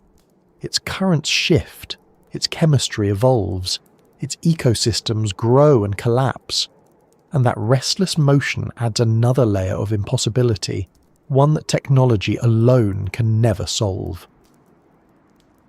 One of the most deceptive things about the ocean is how still it seems from the surface. Stand on a beach and watch the horizon, and the water looks eternal, unchanging, a vast blue expanse that has been there forever and will remain long after we're gone. The waves come and go in their timeless rhythm. The tides rise and fall as they always have. It's easy to believe that beneath that surface lies a world of permanence, but the truth is that the ocean is anything but still. It is a living, shifting system, constantly in motion at every scale, from the smallest eddies to the largest planetary currents. It changes by the minute, by the season, by the century. And that perpetual change is one of the biggest reasons why exploring the whole ocean will always remain beyond our reach. To understand why, we have to think about the ocean not as a static body of water, but as a dynamic engine, driven by forces that operate on timescales ranging from seconds to millennia. The water itself is always moving, shaped by winds, tides, the rotation of the earth, differences in temperature and salinity, and the gravitational pull of the moon and sun. These forces create a complex web of currents that crisscross the globe, connecting distant regions and carrying heat, nutrients and life across thousands of kilometers. The Gulf Stream, for example, transports warm water from the tropics to the North Atlantic, moderating the climate of Europe.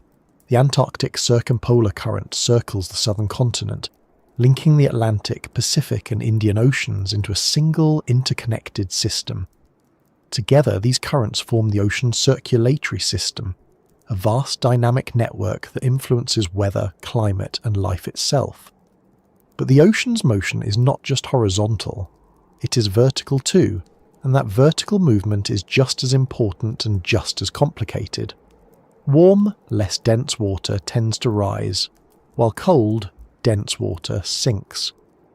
This creates overturning currents that move water between the surface and the deep. One of the most important of these is the thermohaline circulation, a global conveyor belt that carries water around the world in a loop that can take centuries to complete. Water sinks in the North Atlantic, travels deep beneath the ocean to the southern hemisphere, and eventually rises again in the Pacific and Indian Oceans. This circulation regulates global temperatures, stores carbon, and redistributes nutrients. It is also sensitive to changes in temperature and salinity, meaning that as the climate changes, so too does the conveyor belt's strength and pattern. Even at smaller scales, the ocean is in constant flux. Internal waves ripple through the deep, invisible from the surface, but capable of carrying enormous amounts of energy. Eddies, swirling masses of water tens or hundreds of kilometers across, break off from major currents and wander the ocean for weeks or months before dissipating. Tides flow into and out of bays, estuaries and continental shelves, altering local conditions twice a day.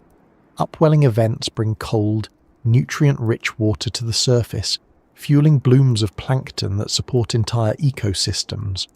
Downwelling pushes oxygen-rich surface water into the deep, sustaining life far below. These processes overlap and interact in ways that are complex and often unpredictable, creating a constantly shifting mosaic of physical, chemical and biological conditions. For scientists trying to study the ocean, this motion is both a blessing and a curse. It is a blessing because it drives the systems that make the ocean so vital to life on Earth. It is a curse because it makes the ocean almost impossible to pin down. Measurements taken at one time and place may be obsolete a day later or a few kilometers away. A current that was strong and stable last year might weaken or change course this year. A region that was rich in nutrients one season might be barren the next. Even the deep ocean, which once seemed stable and unchanging, is subject to slow but significant shifts over time. Water masses mix and move, sediment accumulates and erodes. Chemical gradients shift as circulation patterns evolve. The ocean is not a fixed entity waiting to be mapped and catalogued. It is a moving target, and that motion ensures that any map, any measurement, any exploration is only a snapshot of a moment that will soon pass. This constant change complicates every aspect of exploration.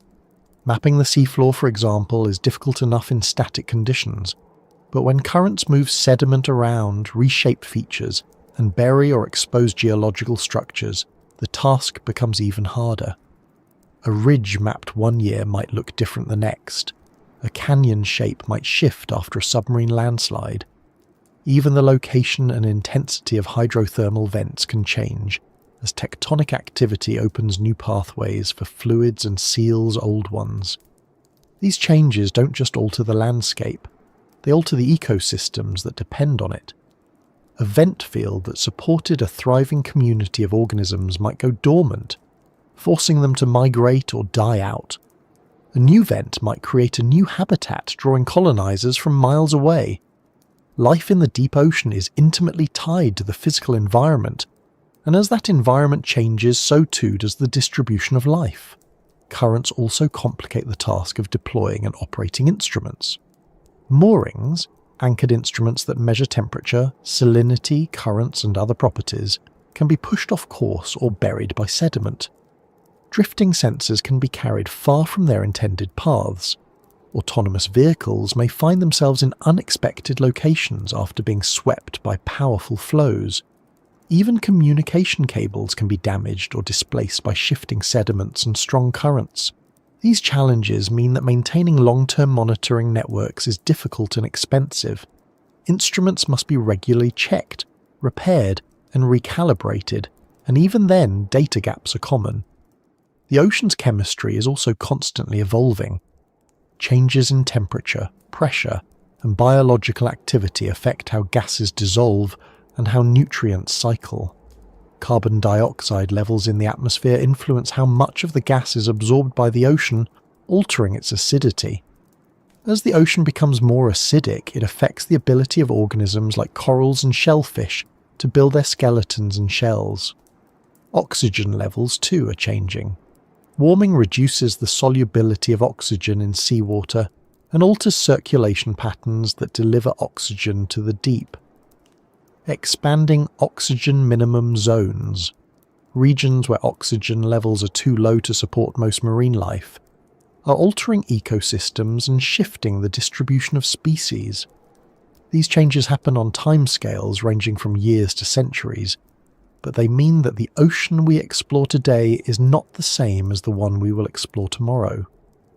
The biological side of the equation is equally dynamic. Ocean ecosystems are in constant flux, responding to physical and chemical changes as well as to their own internal dynamics. Plankton blooms can appear and disappear in a matter of days, driven by changes in nutrients, light, and temperature. Fish populations migrate with shifting currents and water masses. Predators follow prey.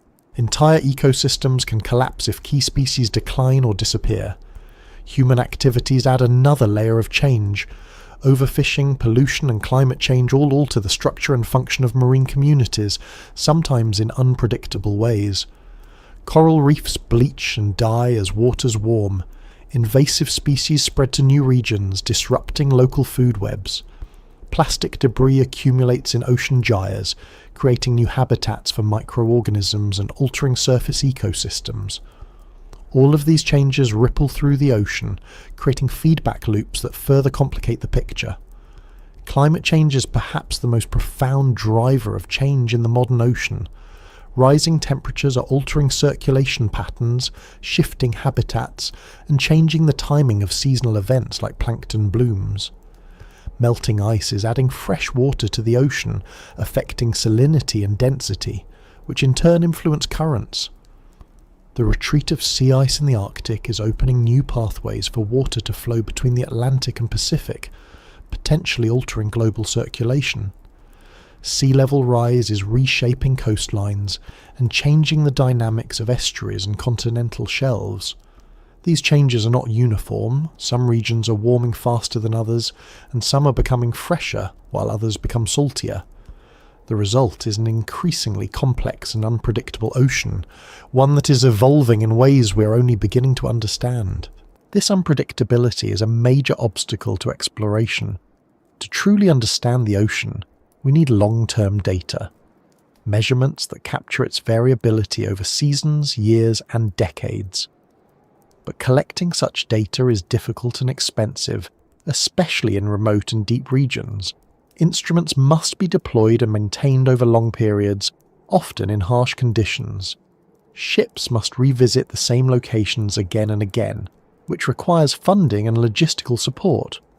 Satellites can provide some information, but they are limited to the surface and near-surface layers.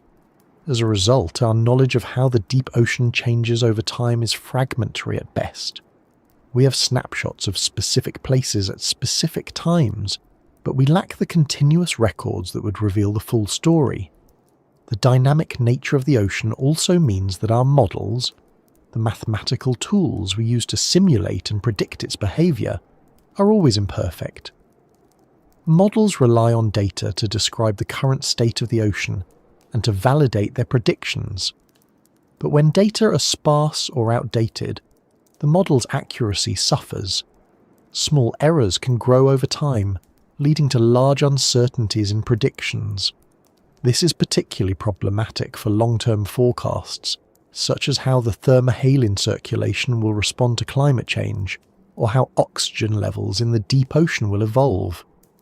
Without comprehensive, high-quality data, these predictions remain uncertain, and because the ocean is constantly changing, even the best models must be updated regularly to remain relevant. The ever-changing nature of the ocean also challenges how we think about exploration itself.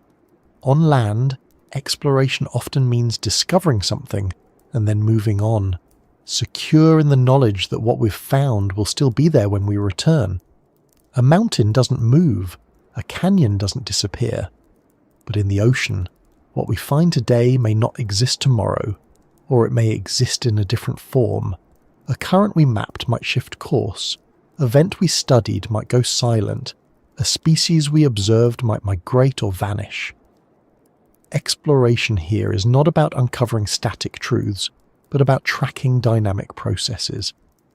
It is less like cataloguing a library and more like trying to follow the plot of a story that is still being written. This fundamental difference means that complete exploration, in the sense of fully mapping, understanding and describing the ocean, may be impossible even in principle. The ocean is not a puzzle with a fixed solution. It is a system in flux, always evolving, always changing. Even if we could map every metre of the seafloor, catalogue every species, and measure every current today, that knowledge would begin to age the moment it was collected.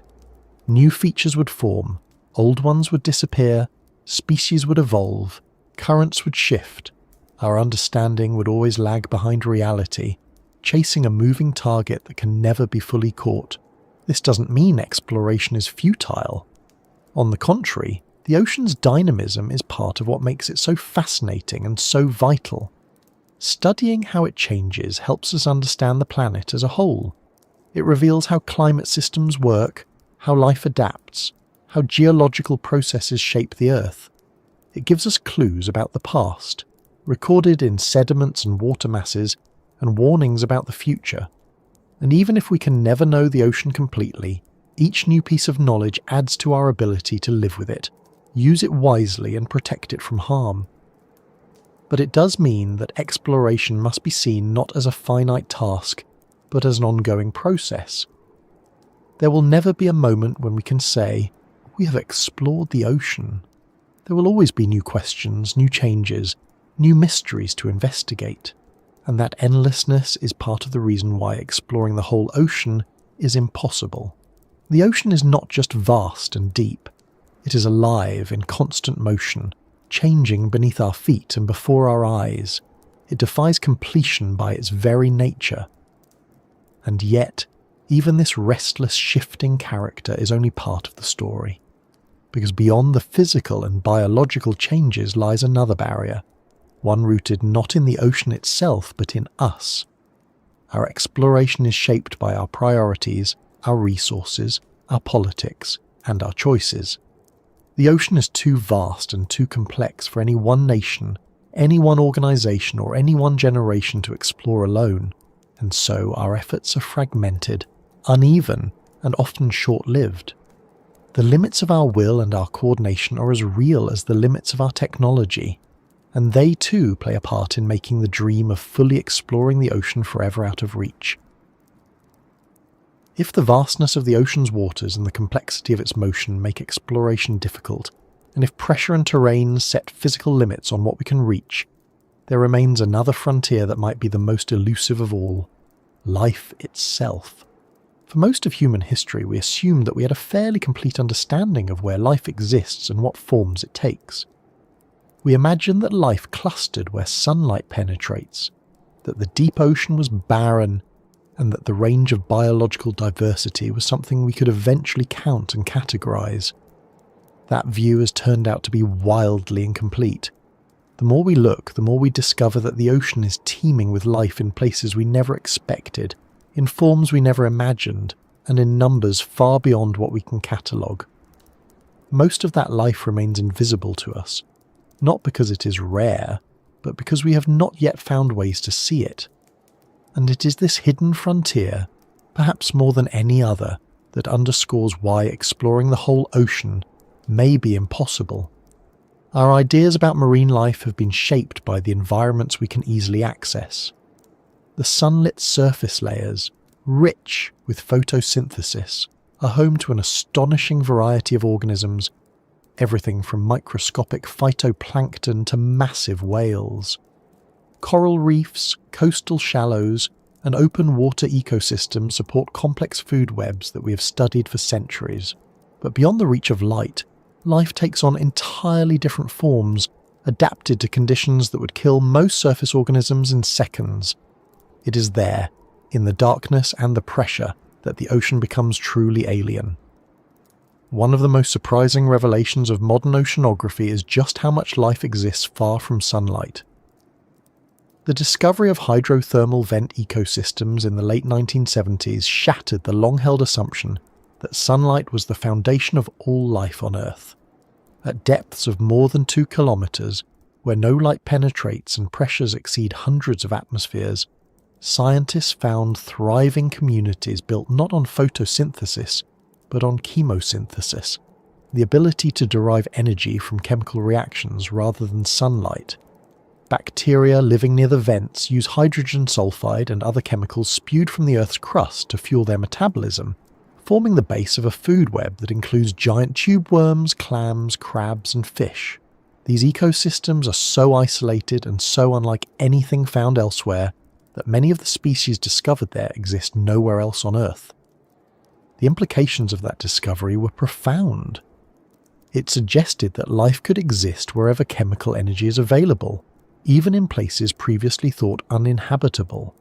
It hinted that similar ecosystems might exist on other worlds, on Europa, Enceladus, or other icy moons with subsurface oceans.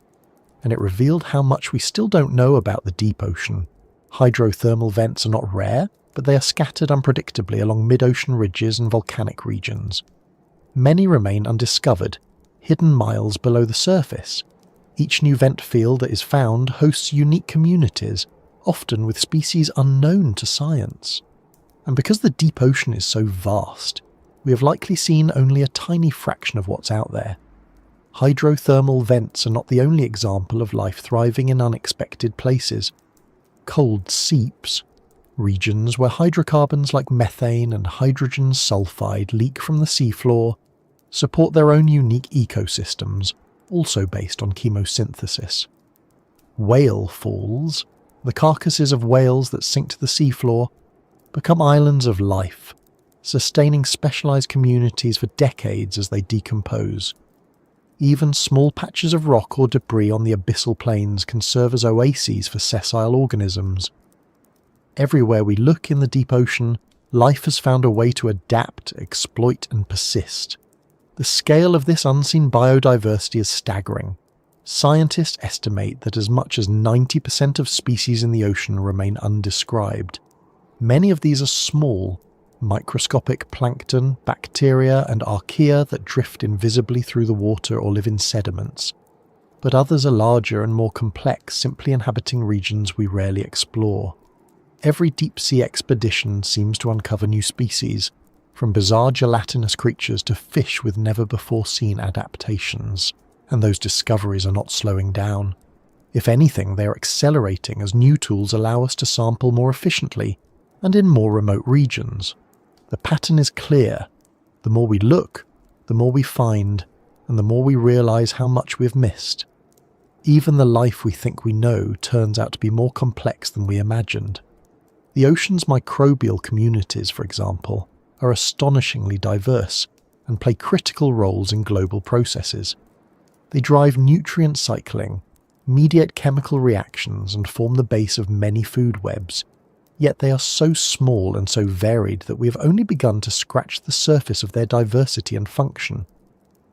Metagenomic studies, which analyze the collective genetic material of microbial communities, routinely reveal thousands of new species and genes. Many of these genes have unknown functions, suggesting biochemical pathways and adaptations that we have never seen before.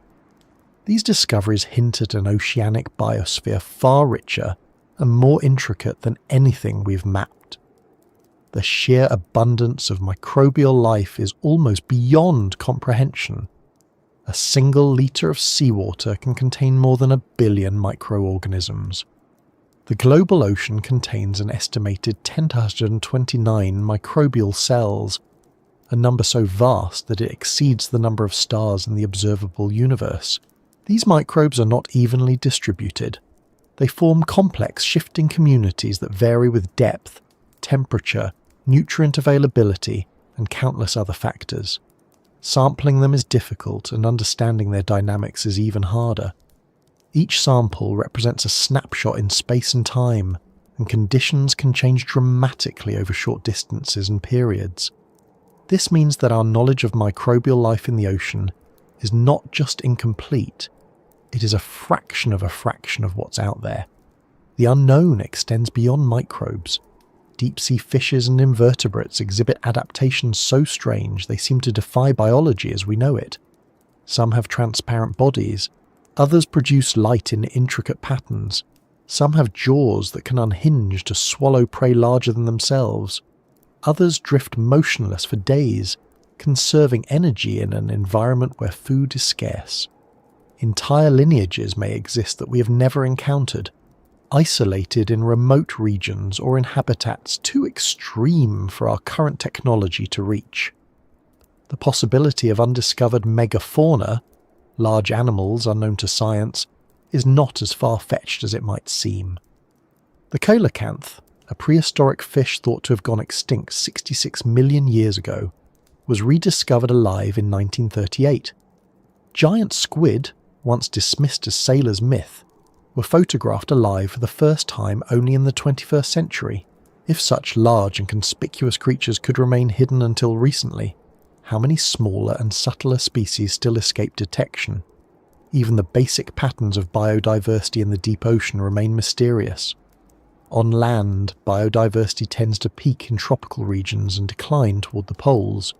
In the ocean, the patterns are more complex and less predictable. Some deep-sea regions are hotspots of diversity, while others are sparsely populated. The factors driving these patterns — temperature, nutrient availability, pressure, geological activity — interact in ways we don't fully understand. Because our sampling is so limited, we may be missing entire biogeographic regions and evolutionary lineages. Each new expedition has the potential to rewrite our understanding of how life is distributed in the deep sea. Exploring this invisible frontier is extraordinarily challenging. Sampling biological communities at great depth requires specialized equipment capable of withstanding extreme pressure and preserving specimens in their natural state. Many deep-sea organisms are fragile and disintegrate when brought to the surface. Others die when pressure is reduced, leaving only fragments for study. Capturing microbes and viruses, which are orders of magnitude smaller, presents even greater difficulties.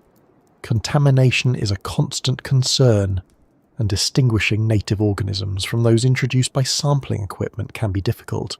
Even when we succeed in collecting samples, analysing them requires advanced molecular tools and computational methods.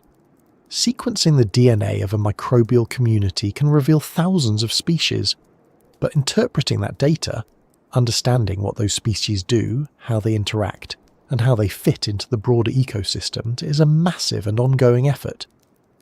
Our limited access to the deep ocean also means that we have sampled only a tiny fraction of its habitats. Most of our knowledge comes from areas near mid-ocean ridges, continental slopes, or other regions of interest. Vast stretches of abyssal plain and deep basin remain virtually unstudied. Even within well-studied regions, sampling is sparse. A handful of cores or trawls might represent thousands of square kilometres. It's as if we were trying to understand the biodiversity of a rainforest by examining a few square metres of soil. The picture we build from such limited data is inevitably incomplete and possibly misleading. This uncertainty extends to the ocean's evolutionary history. The deep sea has existed for hundreds of millions of years, serving as both a refuge and a crucible for life. Many lineages may have originated there, evolving in isolation and leaving few traces in the fossil record. Others may have retreated into the deep as surface conditions changed, surviving in hidden refuges while disappearing from shallower waters. Because sediment accumulates slowly in the deep ocean and is rarely disturbed, the seafloor holds an unparalleled archive of Earth's biological and climatic past. But drilling into that archive is difficult, expensive, and rare. As a result, our understanding of deep-sea evolution is fragmentary. Entire chapters of life's story may lie buried beneath kilometers of water and sediment, waiting for tools and missions that may never come. The unknown life of the ocean is not just a scientific curiosity, it has practical implications for humanity. Many marine organisms produce unique chemicals with potential applications in medicine, from antibiotics to anti-cancer drugs. Others have enzymes that function under extreme conditions, useful in industrial processes. Microbial communities play critical roles in global nutrient cycles and climate regulation. The more we learn about these organisms, the more we realize how deeply our lives are intertwined with theirs, yet the vast majority remain undiscovered, their potential untapped. The invisible frontier is not just a scientific challenge, it is a missed opportunity. The possibility of undiscovered life also shapes how we think about exploration itself. If most of the ocean species remain unknown, then our picture of how marine ecosystems function is necessarily incomplete. Food webs, nutrient cycles, evolutionary relationships, all of these are built on assumptions that may change as new species are discovered. This means that our current models of how the ocean works may be missing key pieces. Some processes we attribute to physical or chemical forces may, in fact, be driven by biology.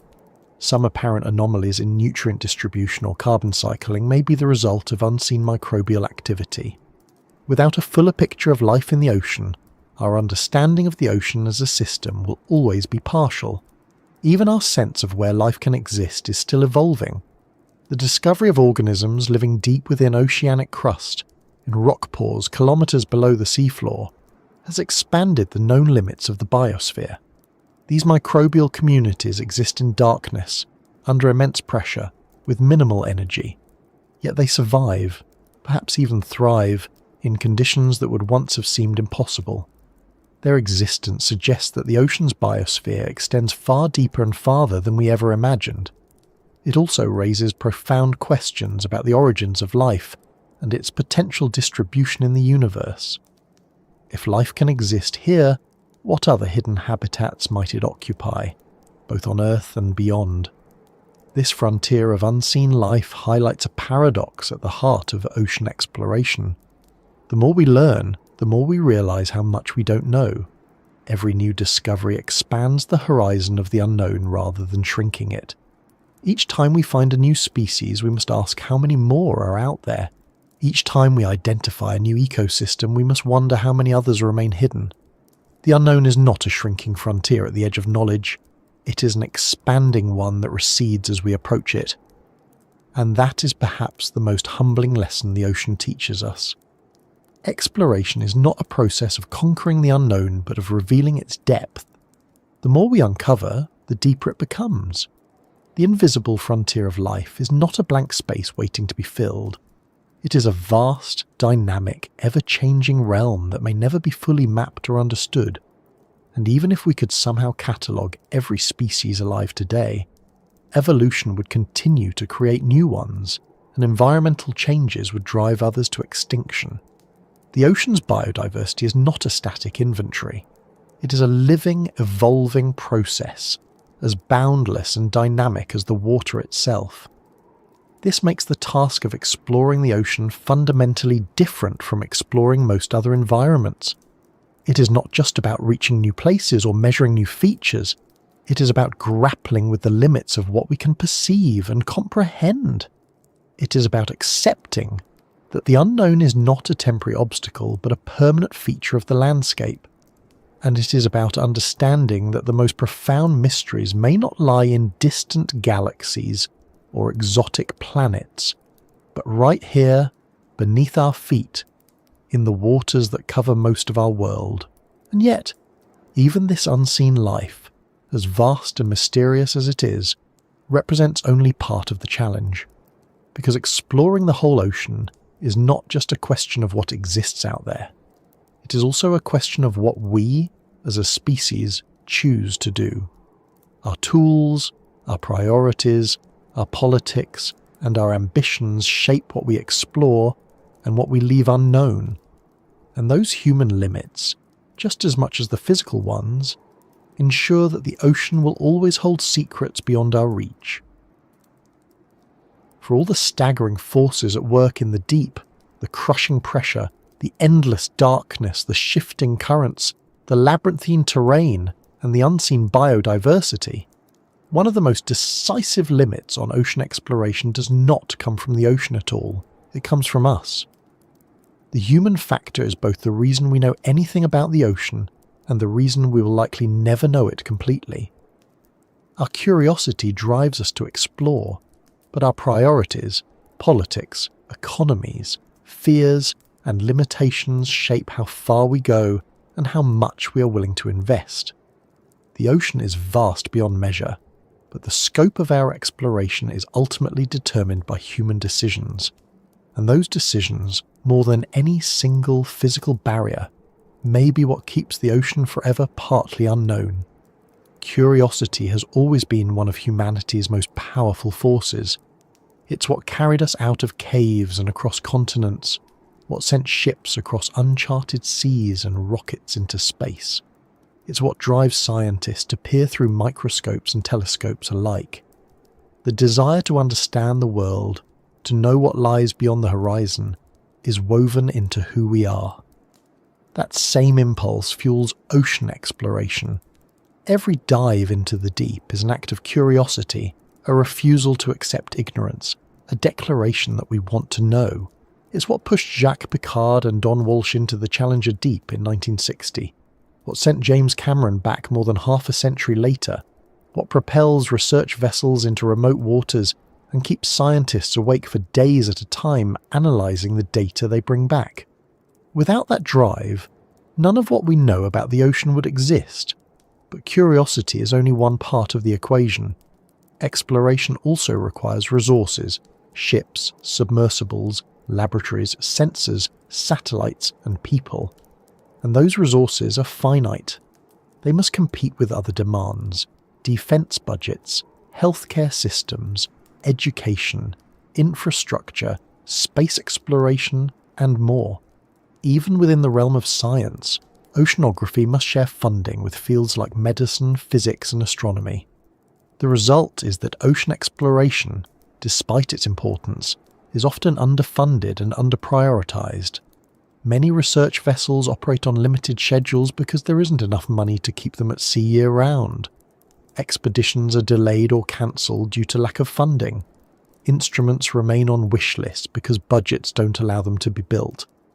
The cost of deep-sea exploration is staggering. A single research cruise can cost millions of dollars. Building and operating a deep-diving submersible can cost tens or even hundreds of millions. Maintaining a fleet of autonomous vehicles, satellites, and support infrastructure requires long-term investment. These costs are justified by the knowledge gained, but they limit how much exploration can be done. Scientists must prioritize, choosing which regions to study and which questions to pursue. Many areas are never visited simply because there isn't enough funding to go everywhere. The result is a patchwork of exploration, detailed knowledge in some places, near total ignorance in others. Politics further complicates the picture. The ocean covers more than 70% of Earth's surface, but it is divided by invisible lines of national jurisdiction. Coastal nations control the waters up to 200 nautical miles from their shores. They're exclusive economic zones, EEZs, and can regulate access to those regions. Beyond that lies the high seas, an international commons governed by treaties and conventions. In theory, this shared ownership should encourage collaboration. In practice, it often leads to conflict, competition, and caution. Nations are reluctant to share data that might have strategic or economic value. Disputes over territorial claims can limit exploration in contested areas. Political instability can make certain regions inaccessible. Even international research efforts can become entangled in bureaucracy and diplomatic wrangling. This fragmentation of authority means that ocean exploration is unevenly distributed. Wealthier nations with advanced technology conduct most deep-sea research, while poorer nations often lack the resources to explore even their own waters. International collaborations exist, but they can be difficult to coordinate and sustain. Data sharing is inconsistent and standards vary. As a result, vast areas of the ocean, particularly in the southern hemisphere and around developing nations, remain largely unexplored. The gaps in our knowledge are not evenly spread. They mirror the gaps in our political and economic systems. National priorities also shape the direction of exploration. Governments tend to fund projects that promise practical benefits: navigation, fisheries management, mineral exploration, climate modelling, over those that are purely driven by curiosity. Fundamental research into the deep ocean, while scientifically valuable, often struggles to compete with projects that have immediate economic or strategic payoffs. This skews our exploration efforts towards certain goals and away from others. It means that some areas are studied because they might yield resources, while others are ignored because they do not. It means that we may know more about a seamount with potential mineral deposits than about a nearby trench that holds unique ecosystems. Commercial interests play a growing role as well. Companies are increasingly looking to the deep ocean for resources, not just fish, but minerals, oil, and gas. Deep-sea mining, once a distant concept, is now on the horizon, with firms exploring ways to extract metals like cobalt, nickel, and rare earth elements from the sea floor. These resources are crucial for technologies like batteries, electronics, and renewable energy systems. But the pursuit of profit can come at the expense of science. Exploration driven by commercial goals may prioritize resource extraction over environmental understanding. It may focus on regions with economic potential while ignoring others. It may even keep data proprietary, limiting its availability to the broader scientific community. Human risk is another major factor. Deep-sea exploration is inherently dangerous. The conditions are extreme, the equipment is complex, and the margin for error is small. A minor malfunction can mean the loss of a vehicle, and in crewed missions, the loss of lives. The implosion of the Titan submersible during a 2023 dive to the Titanic wreck served as a stark reminder of those risks. Such incidents shape public perception and influence funding decisions. They also impose ethical constraints. How much risk is acceptable in the pursuit of knowledge? How much should we spend to minimize that risk? These questions have no easy answers, but they weigh heavily on the future of exploration.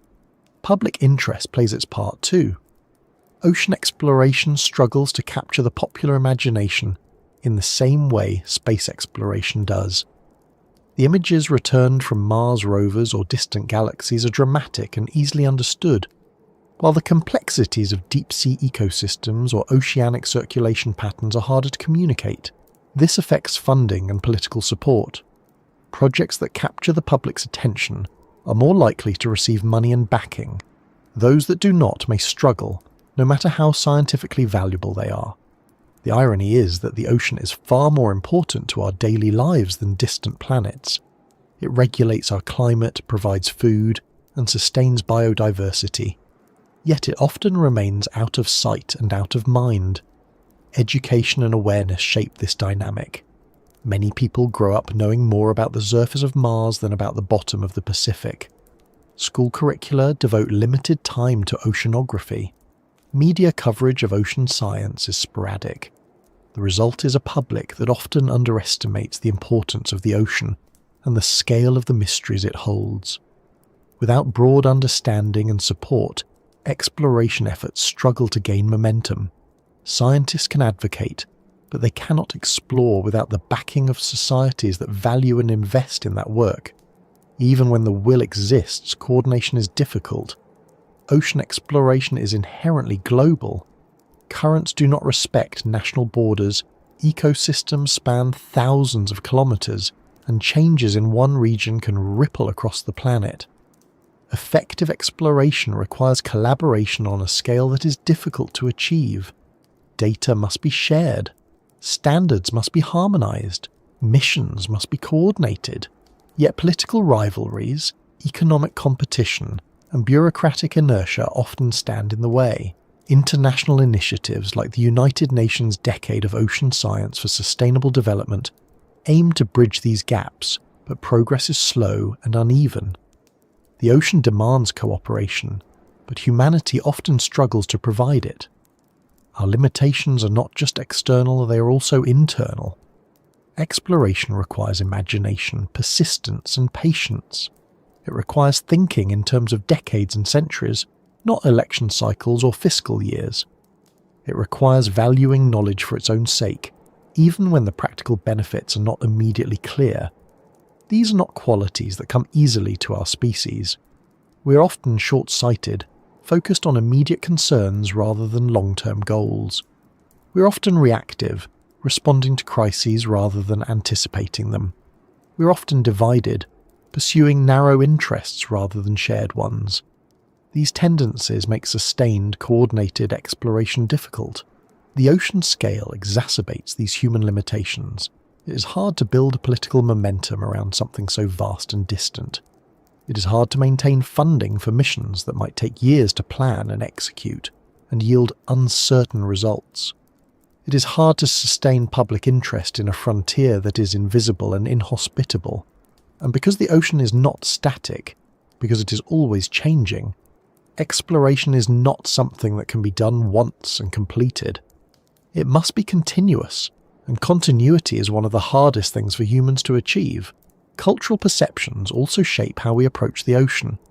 For centuries, the deep sea was seen as a hostile alien realm, a place of monsters and mysteries best left alone.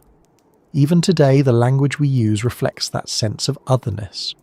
We speak of the deep as inhospitable, unforgiving, alien. These perceptions influence priorities.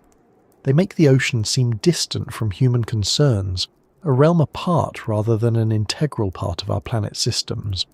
Changing that mindset is essential if exploration is to advance, but changing cultural attitudes is slow work.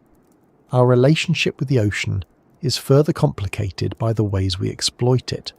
Fishing, shipping, oil drilling, and mining all compete with exploration for space, resources, and attention. In some cases, these activities directly interfere with scientific work. Noise from shipping, for example, can disrupt acoustic surveys. Pollution can alter ecosystems before they are studied. Overfishing can remove key species, changing the dynamics of food webs. In other cases, exploitation and exploration are in tension at a broader level, as governments and companies prioritize economic gain over scientific understanding. Balancing these interests is a constant challenge. Ethics also play a role. The deep ocean is home to ecosystems and species that have existed undisturbed for millions of years. Our presence, even as explorers, has the potential to disrupt them. Vehicles can stir up sediment, damaging delicate filter feeders. Sampling can remove rare organisms. Noise and light can alter behaviour. As we push deeper and farther, we must grapple with questions about how much disturbance is acceptable in the pursuit of knowledge. These ethical considerations can limit where we go, how we study, and what we are willing to do, and rightly so. But they also mean that some parts of the ocean may remain off limits, either by choice or by consensus. The human factor also includes the limits of our imagination. We tend to design missions based on what we already know, to look for what we expect to find. But the deep ocean is full of surprises, and many of its secrets may not be where or what we anticipate. Truly transformative discoveries often come from looking in unexpected places or asking unconventional questions. But doing so requires a willingness to take risks, to invest in projects that might fail, to challenge assumptions. These are not easy choices for institutions constrained by budgets, oversight, and accountability. And yet, for all these limitations, the human factor is not just a barrier. It is also the reason exploration happens at all. It is humans who dream of what lies beneath. It is humans who design and build the machines that dive into the dark. It is humans who spend months at sea, who pore over data for years, who piece together the fragments of knowledge into a picture of the deep. Our weaknesses constrain us, but our strengths push us forward. Curiosity, ingenuity, and perseverance have already revealed wonders that previous generations could scarcely imagine. They will reveal more, but those revelations will never be complete.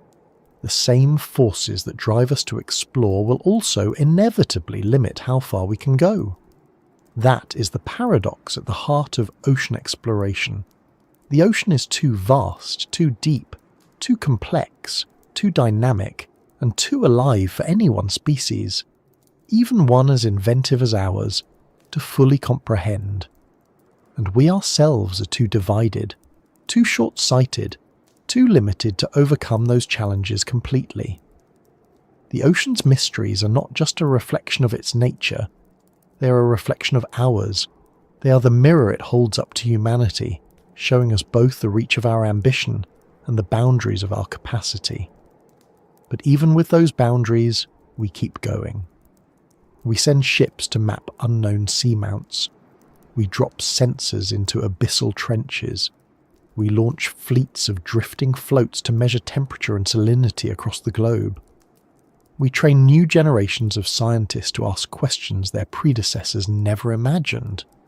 Each mission, each measurement, each discovery is a step forward, small on its own, but part of a larger journey.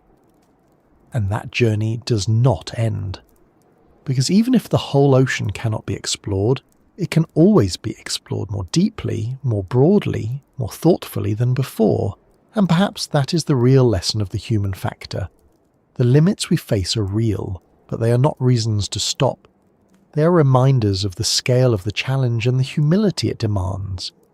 They are the conditions under which exploration happens, and they point us toward the final piece of this story, the recognition that some mysteries are not meant to be solved, that impossibility itself is not a failure but a feature of the world we inhabit. The ocean's secrets are endless, not because we lack the will or the tools, but because the ocean is a living, changing, infinite system, and that endlessness is precisely what keeps us returning to it, again and again. There's a certain point in every conversation about the ocean where the discussion stops being about data, tools, and logistics and starts becoming something deeper. It's the moment when the sheer size of the unknown overwhelms our usual categories of thought, when we realize that this isn't just a technical problem waiting to be solved, but something far more fundamental. The ocean is not only a frontier of science or an obstacle to exploration, it is a mirror of mystery itself. It represents the limits of our knowledge, the persistence of the unknown, and the humbling fact that some parts of reality might always remain beyond our grasp. The more we study it, the more we are forced to confront a truth that is both unsettling and beautiful. The ocean is not simply another thing to explore, it is the final mystery of our planet. To understand why, it helps to look at how our relationship with the ocean has evolved over time. For most of human history, the sea was a boundary, the edge of the known world. It separated continents, cultures, and ideas. It was both a highway and a barrier, a source of food and a source of fear. Ancient myths are full of sea monsters, storms, and unknowable depths.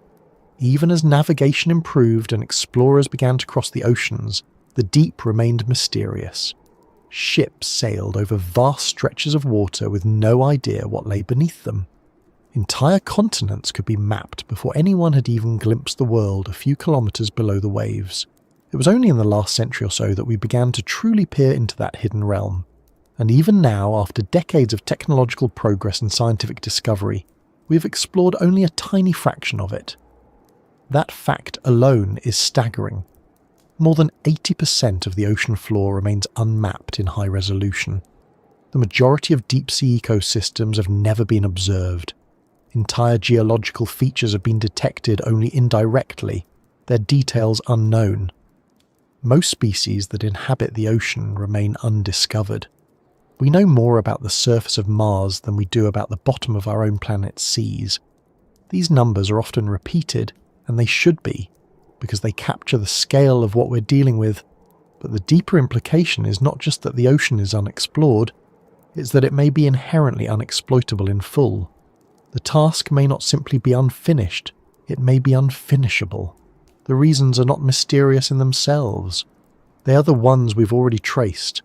The crushing pressures that make deep exploration difficult, the darkness that swallows light and sight, the shifting terrain that defies mapping, the limitations of our machines, the ceaseless motion of the water, the unimaginable diversity of life, the constraints of our politics and priorities. Each of these on its own is formidable. Together, they create a barrier that is more than just practical. It is conceptual.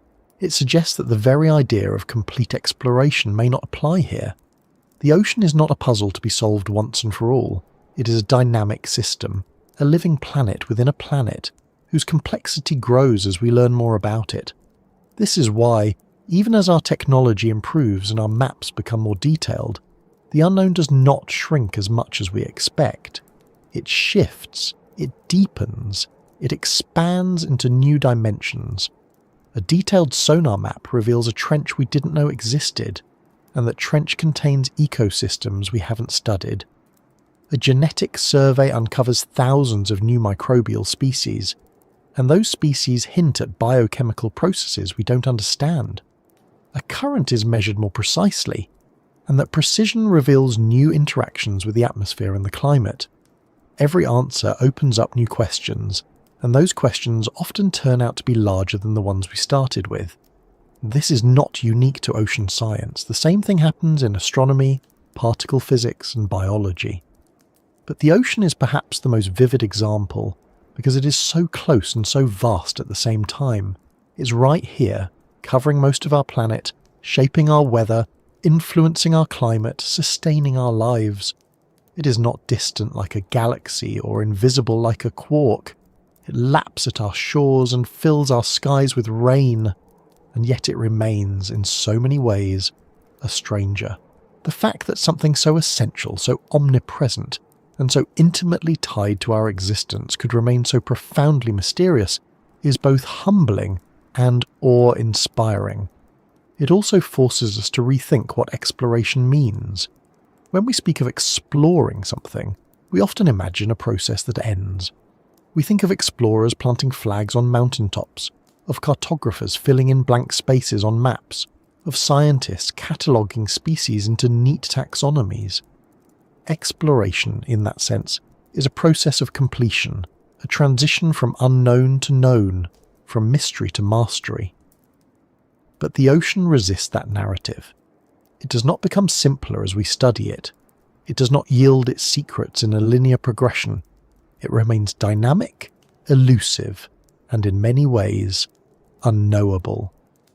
Exploration here is not about conquering mystery, but about learning to live within it. This reframing has profound implications. It suggests that the goal of ocean exploration is not to finish the job, because that job cannot be finished, but to deepen our relationship with the unknown. It suggests that the purpose is not to erase mystery, but to engage with it more fully, to understand its contours, its patterns, its implications. It suggests that exploration is not a march toward a final destination, but a conversation that evolves over time, and it suggests that the unknown is not a failure of knowledge, but an essential part of what knowledge is. This perspective also sheds light on why the ocean has such a powerful hold on the human imagination. It is not just a physical space. It is a metaphor for the unknown itself, vast, deep, and always beyond reach. Writers, poets, and philosophers have long turned to the sea to express the human relationship to mystery, and with good reason. The ocean's surface may be familiar, but its depths remain alien. Its rhythms are predictable, but its moods are not. It sustains life, but it can also destroy it. It is both known and unknowable, comforting and terrifying, constant and ever-changing. In this way, it mirrors the larger mysteries of existence, time, consciousness, the origins of life, that we grapple with but never fully solve. The ocean's role as a final mystery is not just philosophical, it has practical consequences. Because the unknown is so vast, we must accept that our knowledge will always be partial. Our models of ocean circulation will always have uncertainties. Our maps will always have gaps. Our understanding of biodiversity will always be incomplete. This does not mean that science is futile. On the contrary, it means that science is an ongoing process rather than a finished product. It means that we must constantly refine, revise, and expand our knowledge. It means that humility must be a core part of our approach. The humility to recognize that we will never know everything, and the curiosity to keep seeking nonetheless. This humility is especially important because the ocean is not just a mystery for its own sake. It is deeply intertwined with human life and planetary systems. It regulates the climate by absorbing heat and carbon dioxide. It produces half the oxygen we breathe. It supports billions of people through fisheries and coastal economies. It shapes weather patterns, influences rainfall, and stores vast amounts of energy. Our future, our survival, is tied to the ocean's health and stability. Yet our ignorance of it remains profound. We cannot predict its long-term changes with confidence. We cannot fully assess the impacts of our actions on its ecosystems. We cannot even say how many species live within it. This gap between dependence and understanding is one of the defining challenges of our time. It also raises questions about responsibility. If the ocean is the final mystery, then our approach to it must reflect that. We cannot treat it as a resource to be exploited without understanding. We cannot assume that our interventions will have predictable outcomes. We cannot assume that we are in control. Instead, we must approach the ocean as a partner, vast, powerful, and full of unknowns. We must recognize that our actions ripple through systems we do not fully comprehend, and we must balance our desire to explore with a commitment to protect, to preserve the very mystery that draws us. This balance is not easy. It requires us to rethink how we value knowledge and how we make decisions. It requires us to support exploration even when the benefits are not immediately clear, to fund research that may not yield quick results, to cooperate across borders and disciplines. It requires us to accept that exploration is not a race with a finish line, but a shared endeavour with no end.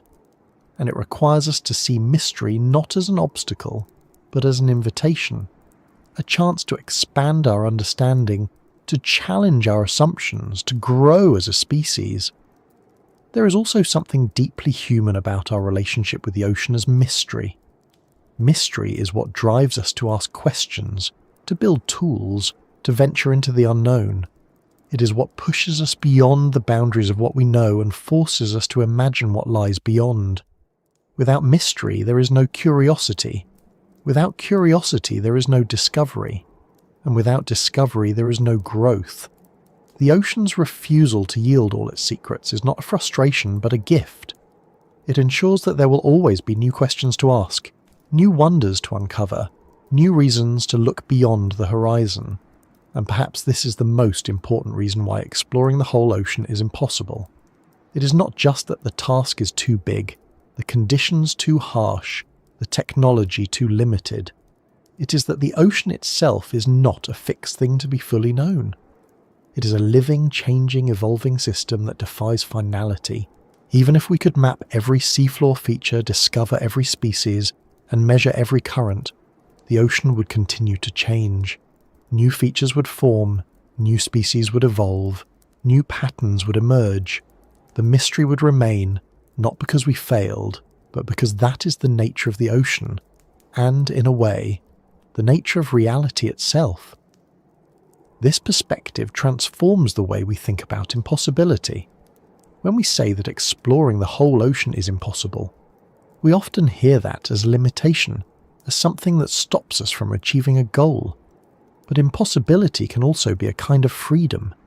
It means that exploration is not a task to be completed, but a journey to be continued. It means that there will always be more to learn, more to discover, more to wonder at. It means that the story of the ocean, and our story within it, has no final chapter. And in that sense, The ocean is not just the final mystery of Earth. It is a reminder of the role mystery plays in all of science, all knowledge, all human endeavour. It reminds us that the unknown is not a void to be filled, but a presence to be engaged with. It reminds us that mastery is not the same as understanding, and that understanding itself is never complete. It reminds us that humility and curiosity are not opposites, but partners. And it reminds us that our search for knowledge is not about eliminating mystery, but about deepening our relationship with it. Seen this way, the impossibility of fully exploring the ocean is not a failure. It is a reflection of the ocean's nature and of ours. It is a sign that we live in a world that is richer, deeper, and more complex than we can ever fully grasp. It is a sign that there will always be something new to learn, something new to explore, something new to imagine. And it is a sign that the story of exploration, of the ocean and of ourselves, is far from over. And as we continue that story, we come to a final realization.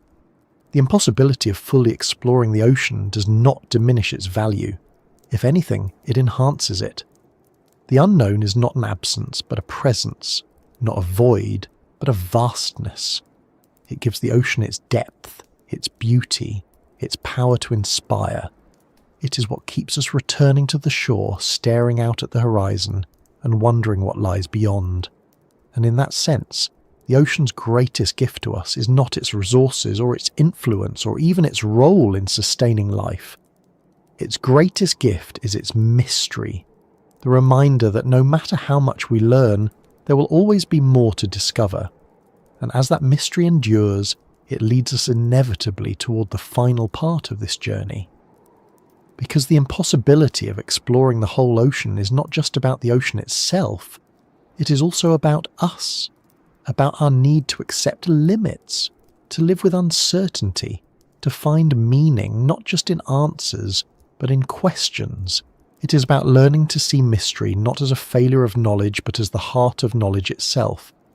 And it is about recognizing that even if we never reach the end of the ocean story, the act of seeking it is worth everything. There's something inevitable about the human urge to finish things. We build monuments to completion. We celebrate the end of journeys, the solving of puzzles, the discovery of answers. We plant flags, write final chapters, and mark the moment when something unknown becomes known. It's built into our stories and our science alike. The idea that if we try hard enough, long enough, we can reach the end of any road. And yet, when it comes to the ocean, that instinct runs into something immovable. Because the ocean is not a road. It's not a problem with a solution, or a map with an edge. It's not even a single thing. It's a shifting, living, evolving system that will always be larger, deeper, and more complicated than we are. And that means that the shore we imagine, the point at which the whole ocean is explored and known, is one we will never reach. This is not a failure of technology or effort. It's not that we haven't tried, or that we won't continue to try. Humanity has been exploring the sea for as long as it has existed as a species. Our ancestors paddled out into coastal waters long before written history. Ancient civilizations mapped coastlines and sailed beyond the horizon. The great age of exploration saw ships cross entire oceans, linking continents and cultures. The 20th century brought submarines that could dive thousands of meters and satellites that could scan the surface from space. In the 21st century, autonomous vehicles and genetic sequencing have opened new windows into the deep. Each of these steps has pushed the boundary of the known further out. And yet, the horizon remains as distant as ever. That horizon is not a line we can cross. It's a feature of the landscape itself. Always ahead, always receding as we move forward. Every new tool we invent, every new expedition we launch, every new discovery we make brings the unknown into sharper focus, but does not reduce it. The more we learn, the more we realize how much there is left to learn. This is the paradox of exploration. Knowledge does not shrink mystery, it multiplies it. And nowhere is that more true than in the ocean. Consider what happens every time we probe deeper. We map a stretch of seafloor and find unexpected ridges, trenches or vents. We send a submersible into a trench and find species that no one has ever seen before. We analyse a water sample and find genetic sequences from organisms we cannot identify. We deploy a sensor network and detect currents that don't match our models. Each of these discoveries is valuable, but each one also points beyond itself to new questions and new unknowns. The ocean is not just unknown because it is unexplored. It is unknown because it is inexhaustible. It contains layers of complexity that branch and deepen endlessly, no matter how far we go. Even our most ambitious visions of exploration acknowledge this. International initiatives to map the seafloor by 2030, for example, aim to provide a baseline, not a final product. They recognise that the ocean will continue to change, that maps will need constant revision, that discovery will continue beyond any deadline. Long-term ecological monitoring programs accept that they will never capture every fluctuation in biodiversity or chemistry. They aim instead to reveal patterns, not to exhaust them. Even the boldest proposals for deep-sea colonization or mining are premised on the idea that we will interact with only a small fraction of what exists. The dream of total knowledge, of a final, finished picture, is absent from serious plans, because those who work most closely with the ocean understand how impossible that dream is. And yet, even as we accept that we will never reach the end, we keep going. There's something deeply human in that persistence. We build telescopes even though we know the universe is infinite. We study consciousness even though we may never fully understand it. We explore the ocean even though we know we will never finish exploring it. The act itself matters. The journey matters.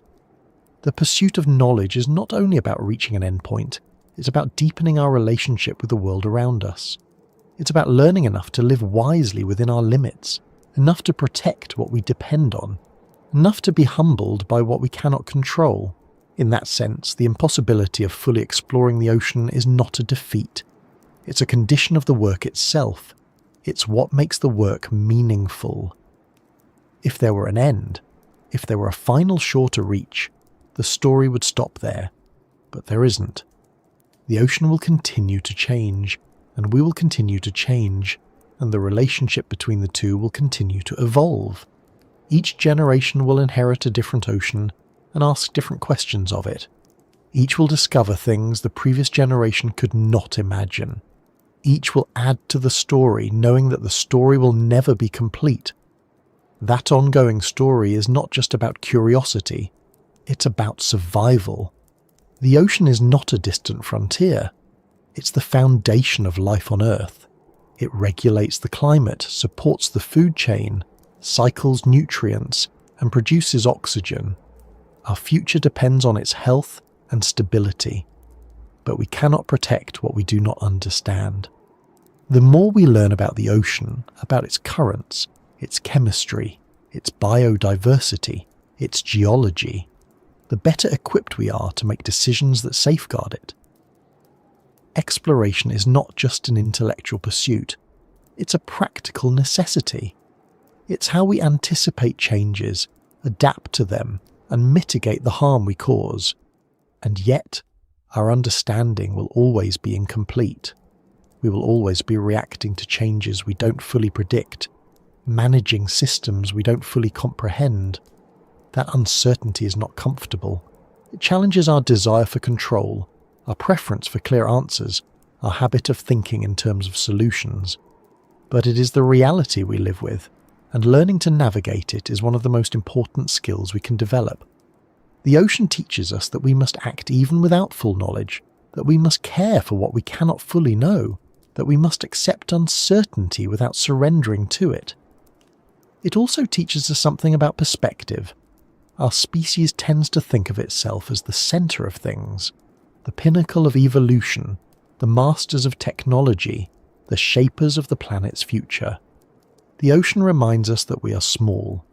It existed long before us and will exist long after us. It has shaped continents, climates, and species for billions of years.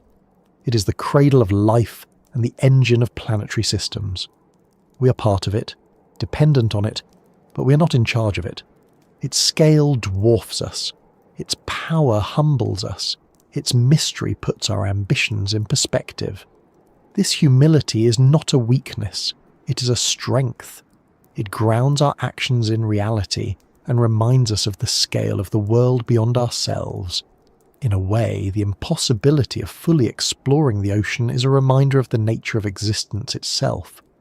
We live in a universe that is larger, older, and more complex than we can comprehend. There will always be questions we cannot answer, phenomena we cannot predict, realms we cannot reach. The ocean is our local version of that cosmic truth, a vast, dynamic, unknowable system that surrounds us and sustains us, always inviting us to learn more, always reminding us that we will never learn it all. That is not a reason to despair. It's a reason to keep asking questions, to keep building, to keep exploring. It's a reason to embrace mystery as a fundamental part of the human experience. There's also a paradox here worth noticing. The fact that we will never explore the whole ocean is, in a sense, what makes exploration worthwhile. If we could finish it, if we could someday declare that there were no more mysteries left, the journey would lose its purpose. It would become a historical footnote rather than a living pursuit. The endlessness of the ocean's mysteries ensures that exploration remains vibrant and alive. It guarantees that there will always be something new to discover, some new frontier to push against, some new question to ask. It keeps the human spirit of inquiry alive, generation after generation. And this brings us back to the idea of the shore we'll never reach. It's not a physical shoreline, not a place on a map. It's the metaphorical horizon of complete knowledge, the fantasy of total mastery. It's the idea that we could ever know the ocean so thoroughly that there would be nothing left to learn. That shore does not exist. Not because we are failing to reach it, but because it recedes forever as we move forward. Every step toward it creates more distance. Every answer multiplies the questions. The pursuit is endless because the ocean itself is endless in its complexity. And yet this endlessness is not frustrating if we approach it in the right way. It's liberating. It means that there will always be something new to strive for. It means that our curiosity will never run out of material. It means that the act of exploration can be valuable in itself, even if it never ends. It means that mystery is not the enemy of knowledge, but its companion. The shore we will never reach is not a failure to arrive. It's the reason to keep going. This understanding reshapes how we think about progress. Too often we measure progress in terms of endpoints. Goals achieved, tasks completed, problems solved. But the ocean shows us a different model. Progress here is not about completion, but about deepening. It's about building better tools, asking better questions, seeing more clearly, understanding more deeply. It's about refining our models and expanding our maps, even if they will never be perfect. It's about embracing uncertainty and complexity, not eliminating them. And it's about recognizing that each generation's work builds on the last, creating a legacy of knowledge that will never be finished but will always be growing. And in this light, the impossibility of fully exploring the ocean is not discouraging. It's inspiring. It means that the work of exploration is endless, and that there will always be room for new explorers, new questions, new discoveries. It means that no matter how much we learn, the unknown will always be larger, and that's not a problem to solve but a reality to celebrate. It means that the ocean will always be a source of wonder, challenge, and humility, and it means that our relationship with it will always be dynamic, always evolving, always alive. Perhaps that is the true gift of the ocean. It teaches us to live with mystery. It teaches us to value the journey even when there is no destination. It teaches us to seek understanding not as a way to conquer the unknown, but as a way to live alongside it. It teaches us that limits are not the end of possibility, but the framework within which possibility thrives.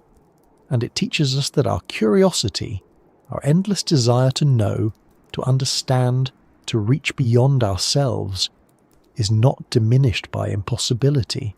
If anything, it is strengthened by it. So maybe the shore we'll never reach is not something to mourn, but something to cherish. It is the horizon that keeps us moving, the goal that gives meaning to the journey, the mystery that makes exploration worth doing. It is the reminder that the ocean is not ours to master, but ours to learn from, to live with, to protect.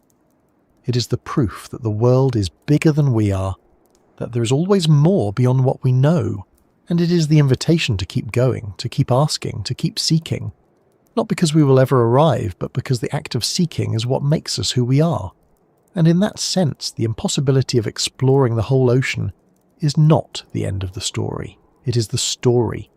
It's the thread that connects our past to our future, from the first humans who gazed out at the waves with wonder, to the generations yet to come who will send new machines into the deep.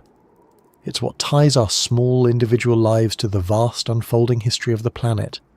It's what keeps the horizon alive. And it's why, even though the shore will always remain just beyond reach, we will never stop walking toward it.